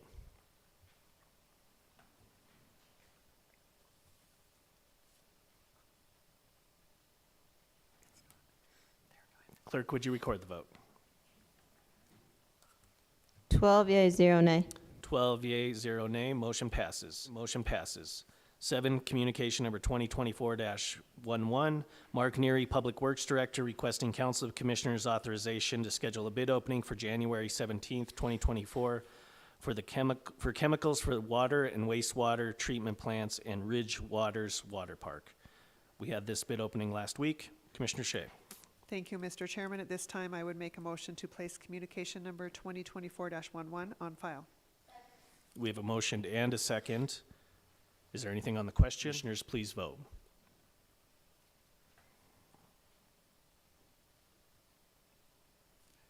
Clerk, would you record the vote? 12 yea, 0 nay. 12 yea, 0 nay, motion passes. 8, communication number 2024-28, Julie Jackshaw, Butte Food Co-op Board, requesting Council Commissioners authorization for time on February 7th, 2024 council meeting for a presentation to share information regarding the Butte Food Co-op and answer any questions. We will hold this for the presentation on the 7th.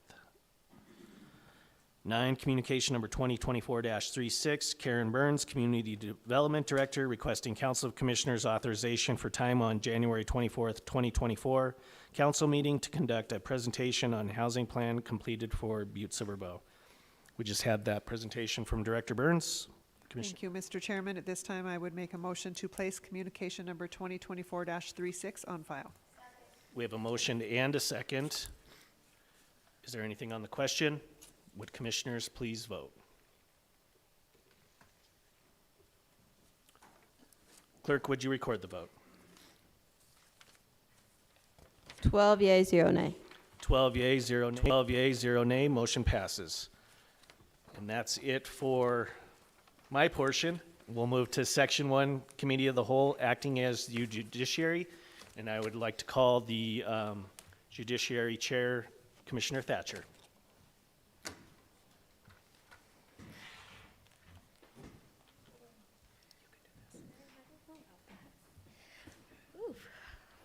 Thank you, Chairman Frederickson. Obviously, we're here tonight, Section 1, Committee of the Whole, acting as judiciary. So I'm just opening up Committee of the Whole, acting as judiciary, with the only item on the agenda being resolution number 2024-01. This resolution calls for an election on the question of conducting a local government review. In judiciary, we decided to send it to full council just so we can open it up for discussion. Not tonight, but we have to decide the budget which we wish to set for this study and the number of members for the study commission. So with that, I would like to open it up to full council for discussion. Chairman Frederickson, Commissioner Frederickson. Thank you, Chair Thatcher. So I was just going to kind of give folks a rundown on this process, if that's okay. So under state law, the resolution must specify the number of members elected to the commission and the dollar amount or the number of mills that would be levied. If voters approved the study in June for the primary, then the candidates would run to serve on that study commission in November. I wanted to clear that up because we had a comment earlier that we would not be selecting those committee members. They would be up for election, which would be on the November ballot. If that happens, the elected study commission members take a look and examine our local government and submit recommendations. Once the study is complete and the recommendations are given, the voters again will vote to consider the recommendations or keep our government the same as we currently operate under. According to state law, the recommendations must be given to the voters by the general election in 2026. So I just wanted to lay that out there. This is a long process, and I just wanted everyone to understand. And if I misrepresented that timeline, Clerk and Recorder Sazer Joyce or County Attorney Joyce, please correct me. And so I will leave it up for other discussion and questions. Thank you, Commissioner Frederickson. Commissioner Shea? Thank you, Chairman Thatcher. This is one of my favorite pieces of democracy in action, is the review of the local government. It's up to the voters whether they want to decide to review their local government or not. I'm hoping they do because they did not authorize this 10 years ago when it last came up. I would also just throw a couple numbers out.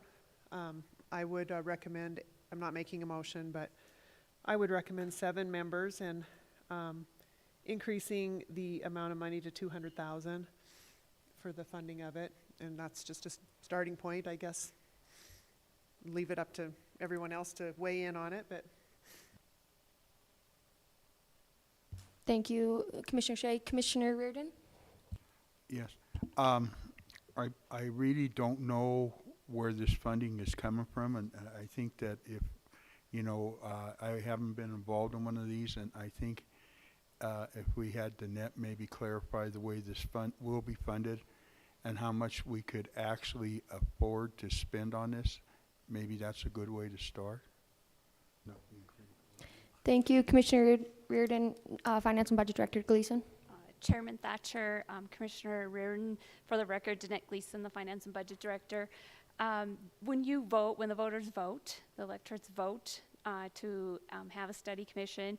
For example, Commissioner Shea just threw out $200,000 in the ballot language. They're actually assessing that to themselves in the in tax bills.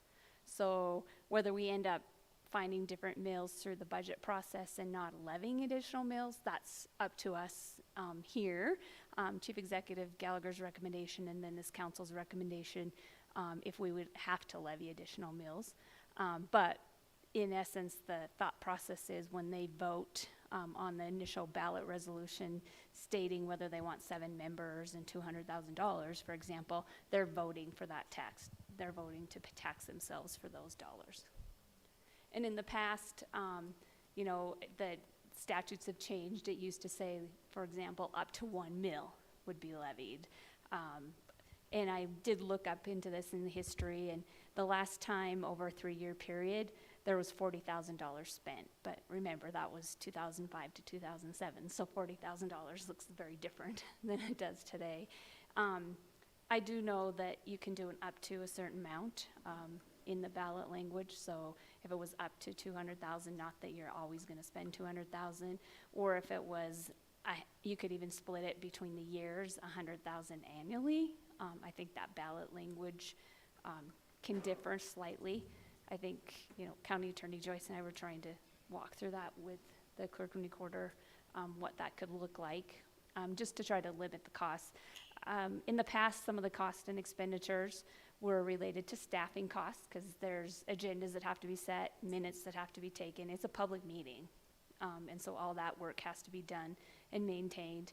There's notices of public hearings, notice of special meetings that go in the paper that are required to be just like today, like we hold our public hearings.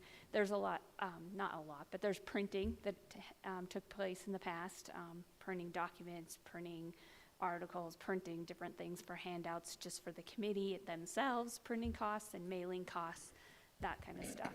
But most of the time, the efforts by the study commission has always been to keep the budget as minimal as possible, but knowing they still are going to need staff time and support to walk through the processes.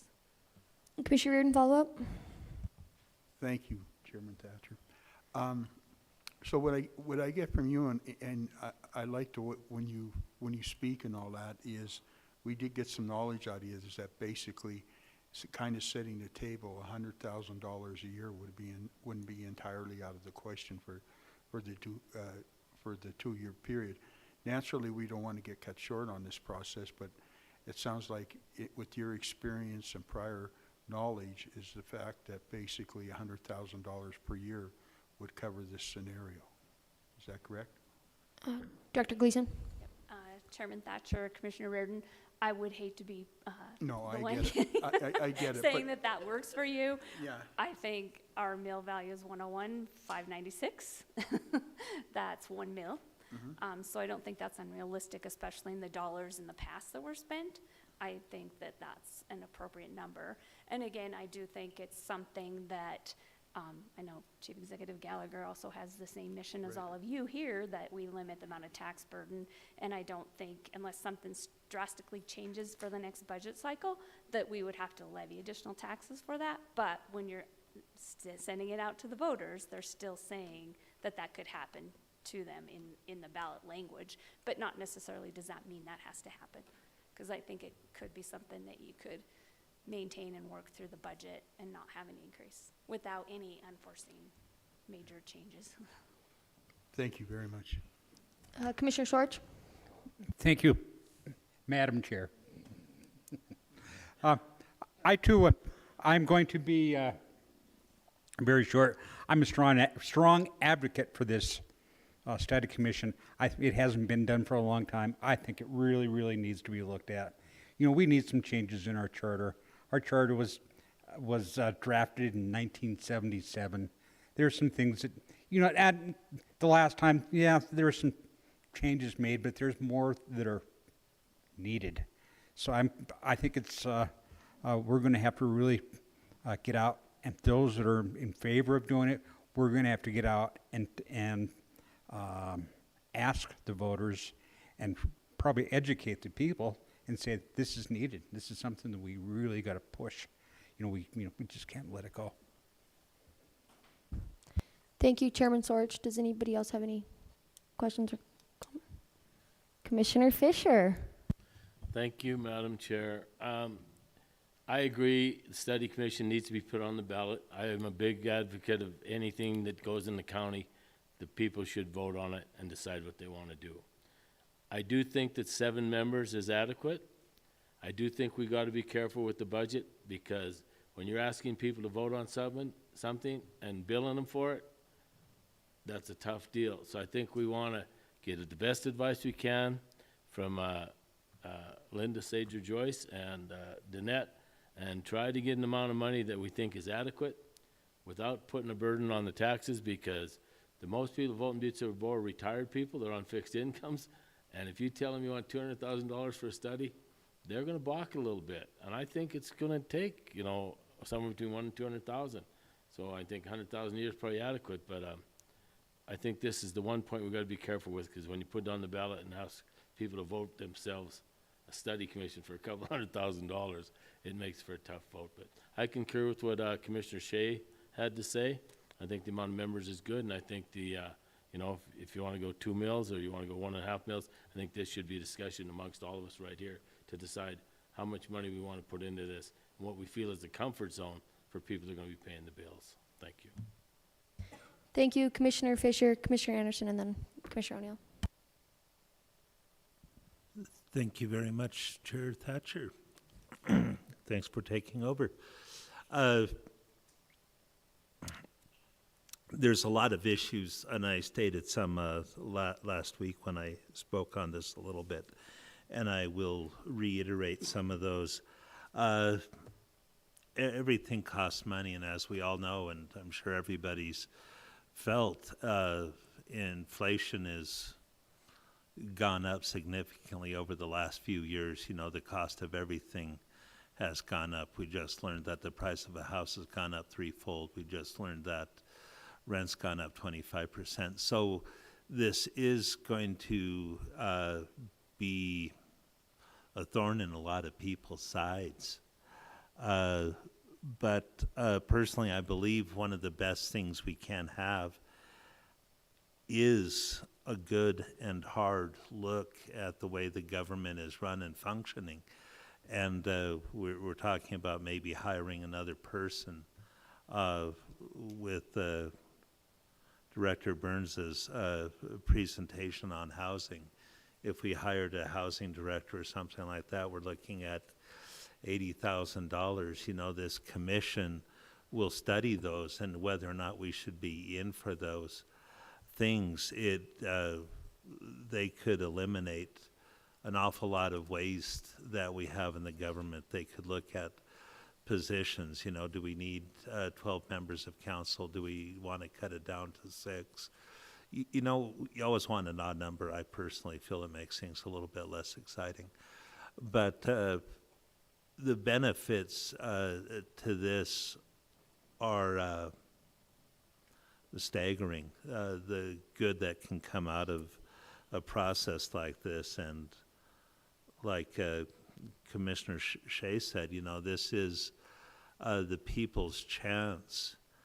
If you polled everybody in Butte-Silver Bow, I think that 90% would be disfavorable or think that the government could improve. You know, there's probably 10 that think it's running great and smoothly, but I'm sure there's 90% out there who want to change a few things. This is your opportunity to change those few things. And it is going to cost you a couple dollars to do it, but for the price of a latte, you can take part and change the way the government's going to work and function for the next 10 years. So it's a great opportunity for that.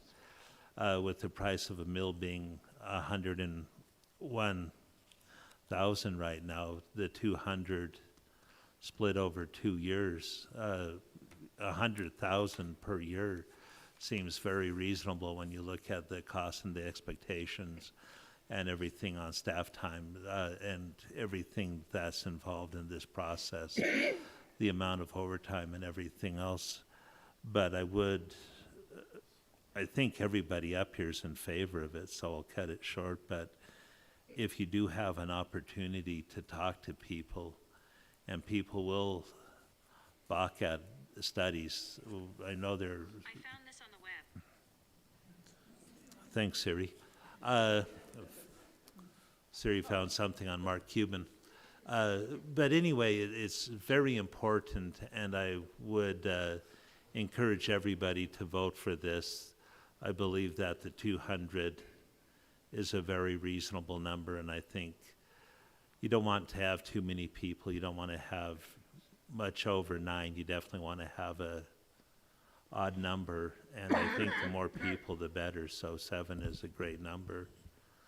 And so at this time, I'm going to piggyback what my fellow commissioner and friend said and make a motion to approve this resolution and resolution 2401 and draft language to get this on the ballot for the amount of 2 mills, approximately $204,000, and set the limit for 7 people.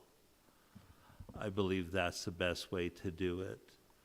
One of the other things I'd like to add is I know that our budget director is probably going to hate me for saying this, And, but in my 13 years up here, going on 14 now,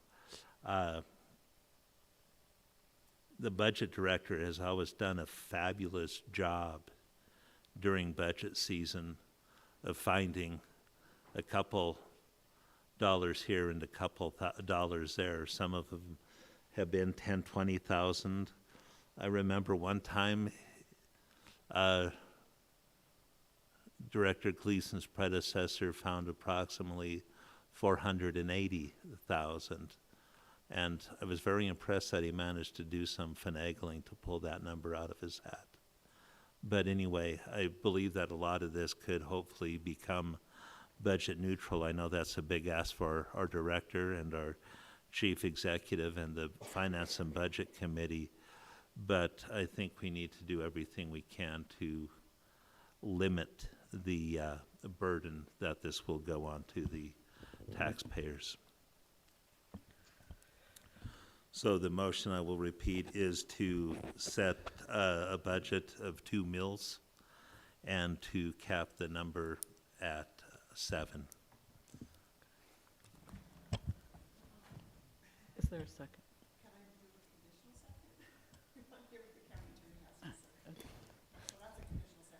Okay. County Attorney Joyce? Thank you, Madam Chair.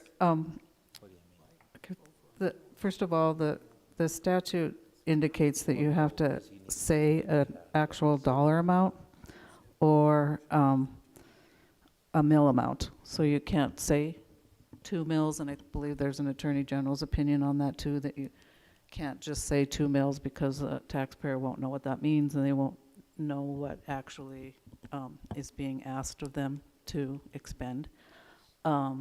Also, you do have to have an odd number, so if you don't vote on a number, it's going to be 3, but the statute does require it to be an odd number, so 7 works. But in order for you to pass this resolution tonight, you would have to make those amendments on the council floor. So somebody, Barb or somebody, would have to come up here and you'd have to amend line whatever, of page whatever, to insert those amounts. So my recommendation would be to refer this back to the Judiciary Committee so you could make those amendments during the Judiciary Committee meeting and then bring it back to the council for full passage. I believe Linda's indicated that she has until March 11th to have this finalized in order to be able to put it on the ballot for the June primary election. Thank you, County Attorney Joyce. So a motion has been made and conditionally seconded, so there are a few things on the question. I will start with you, Commissioner.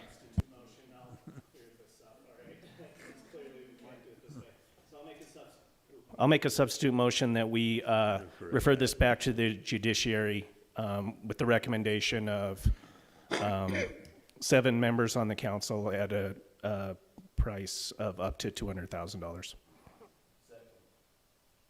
A motion's been made and seconded. Is there anything on the question? Commissioner Sorge. Thank you, Madam Chair. I just want to say that this is not an arbitrary number. You know, just so people know that this isn't a number that we're just drawing out of the air. You know, we've already talked about some of this in the past, and you know, the 2004? The 2004 Study Commission, I believe, is what, $75,000 in 2004 a year? Was that correct? Director Gleason. Madam Chair, Commissioner Sorge, there was budget authority at different times throughout the 3 years that might have totaled $75,000, but the actual expenditures were $39,660. For 3 years? Mm-hmm. Okay. But I'm sorry, can you repeat that number? Sorry. 39,660. Okay, thank you.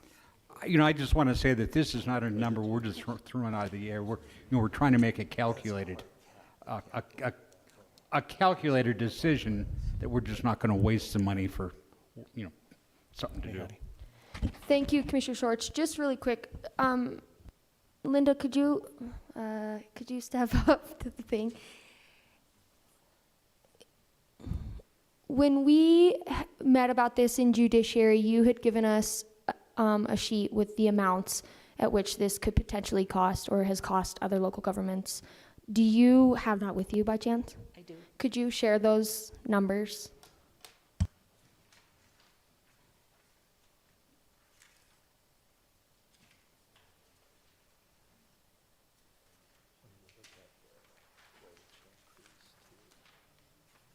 There were actually two different sets of numbers. One set was a sample budget from Dan Clark at the local government center. And he listed out items that he felt sometimes get missed in budgeting. He broke it down by populations of 1,000 people, populations of 10,000 people, and populations of 30,000 plus. The amount that he gave for a community of 30,000 plus was $57,000 a year.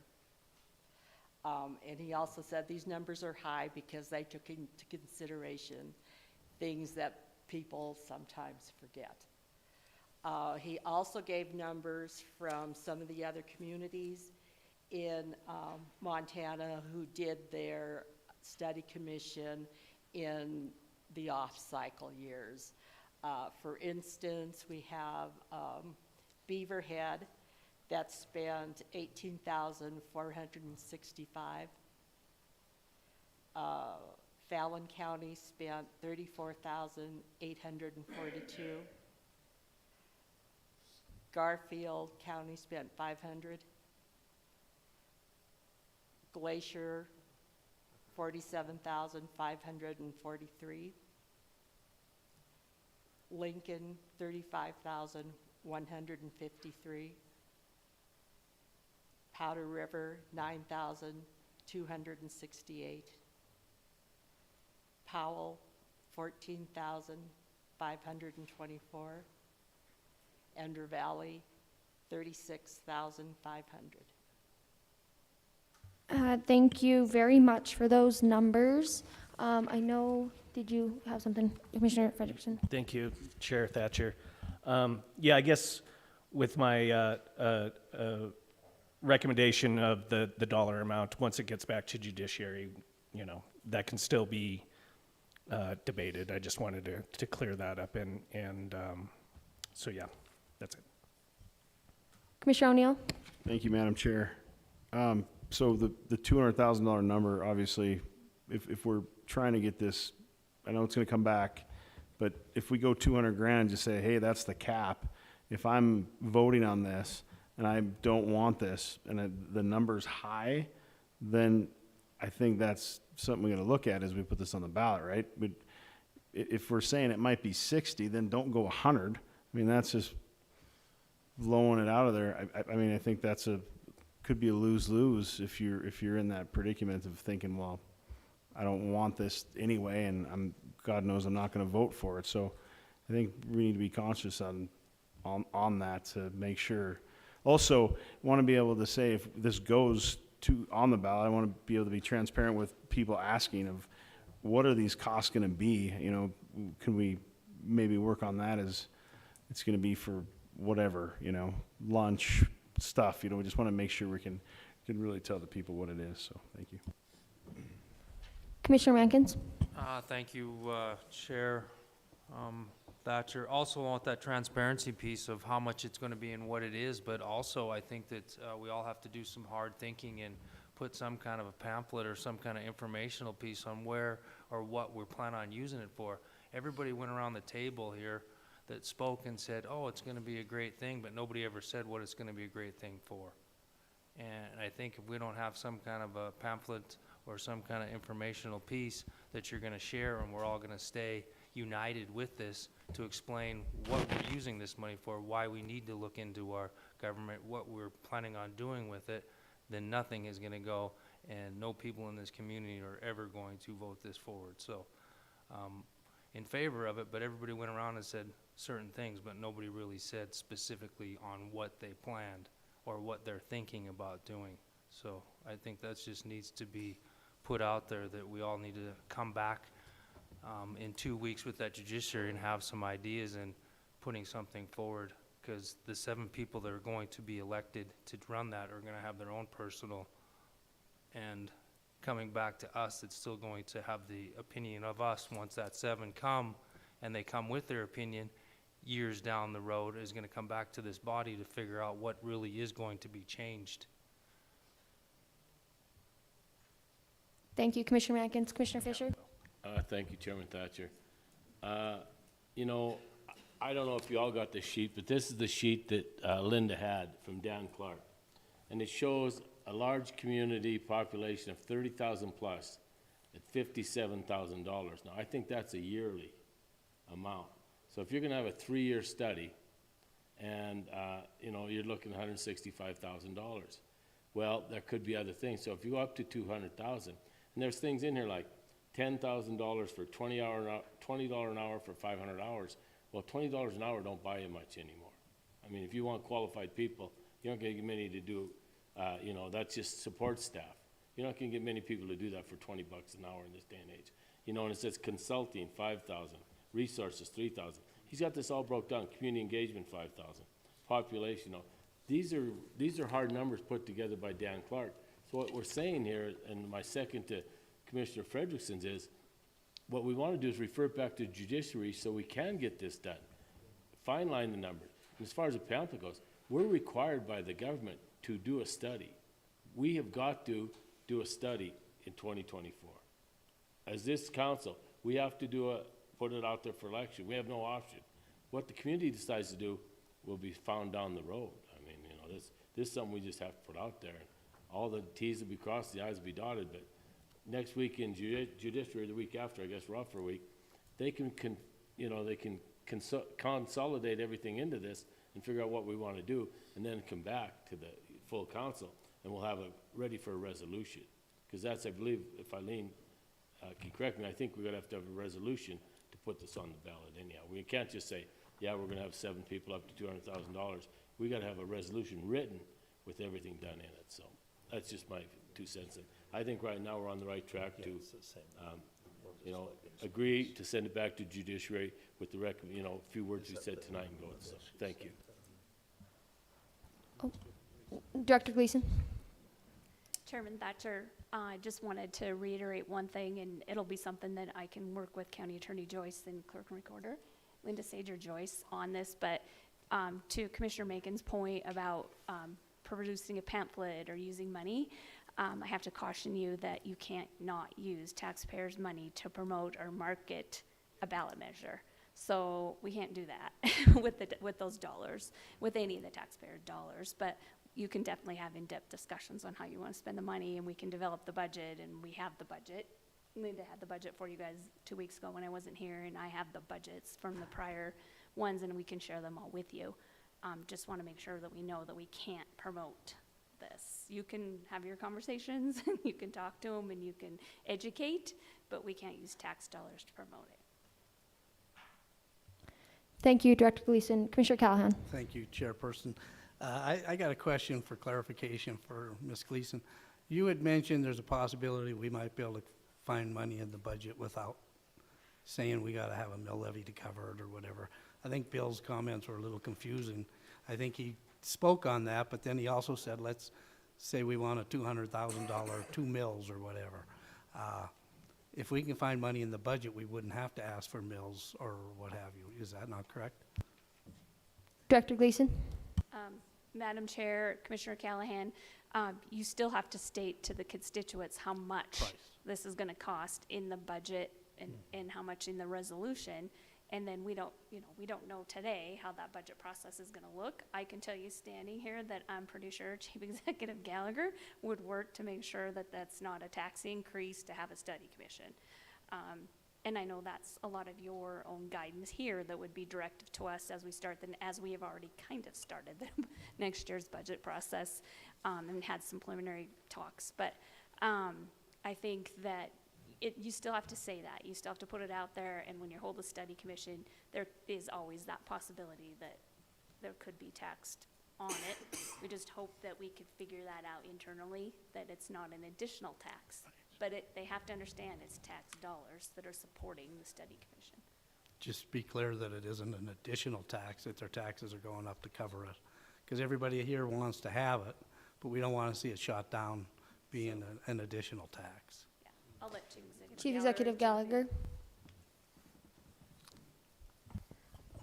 Thank you, Madam Chair. Commissioner Callahan.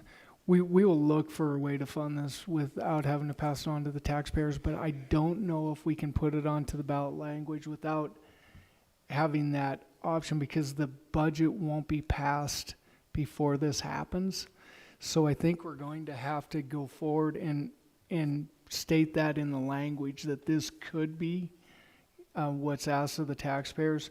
We're going to do everything to try to not, but the budget wouldn't be passed. So I think we're obligated by law, and I probably would defer to the county attorney, but I think within the language we still have to say that we're asking for $200,000, and then as we go through the budget process, we would look for that money so that we would not have to assess mills or raise taxes. Well, as long as we can put in the language that this is possibly not a tax increase. Can't do it? I don't think so. County Attorney Joyce. Thank you, Madam Chair. Commissioner Callahan. So the statute sets forth the ballot language that you're supposed to use for this type of question, and it is set forth in the resolution that's before you tonight. Commissioner Anderson. Thank you very much, Chair. One of the things that we need to keep in mind too with this is that when we do set the amount, that's not saying we're going to spend that amount.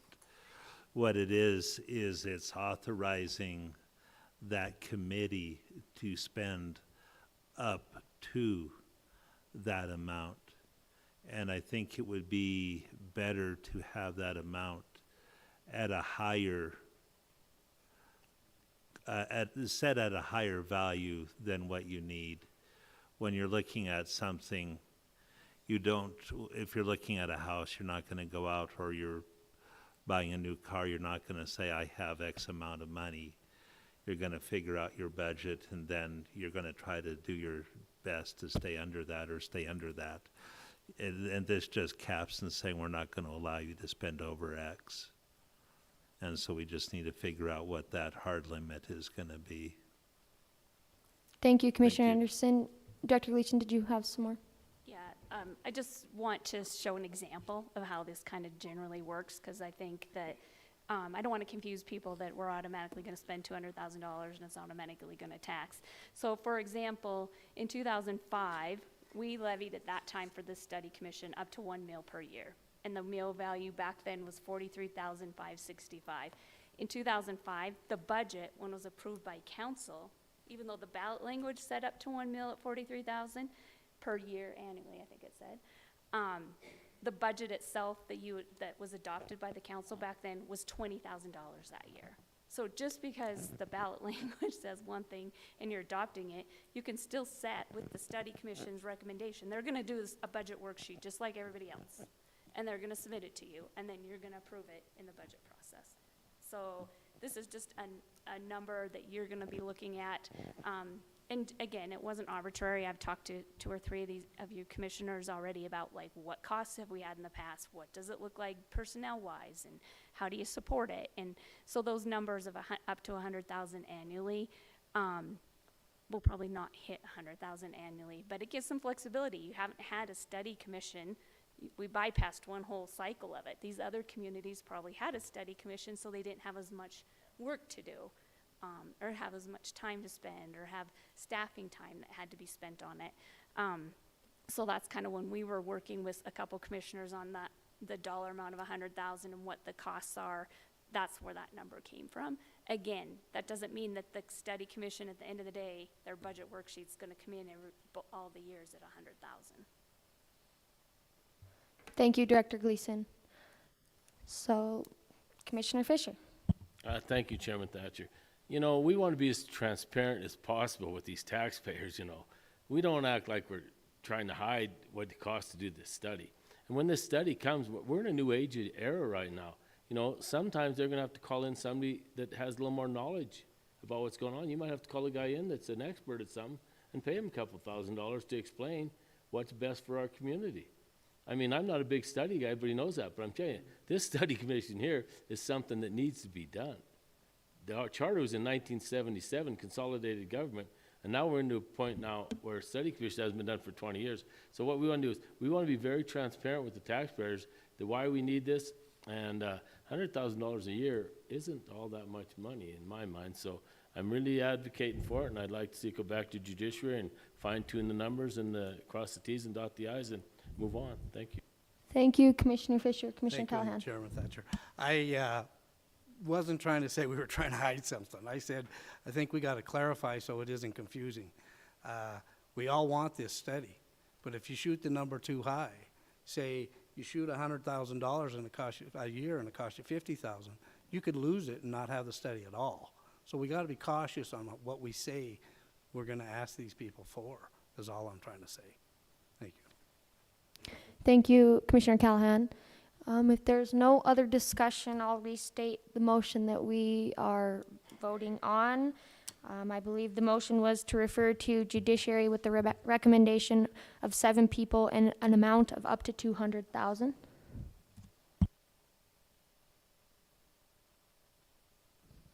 And it has been seconded already. Will you please?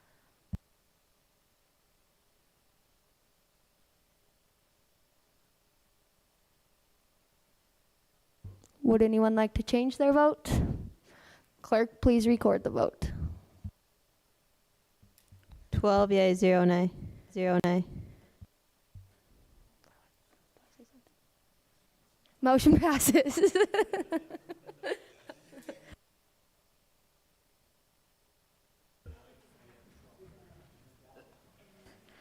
Okay, so I guess moving on through the rest of the agenda, I'll call for any public comment on any public matter not on the agenda.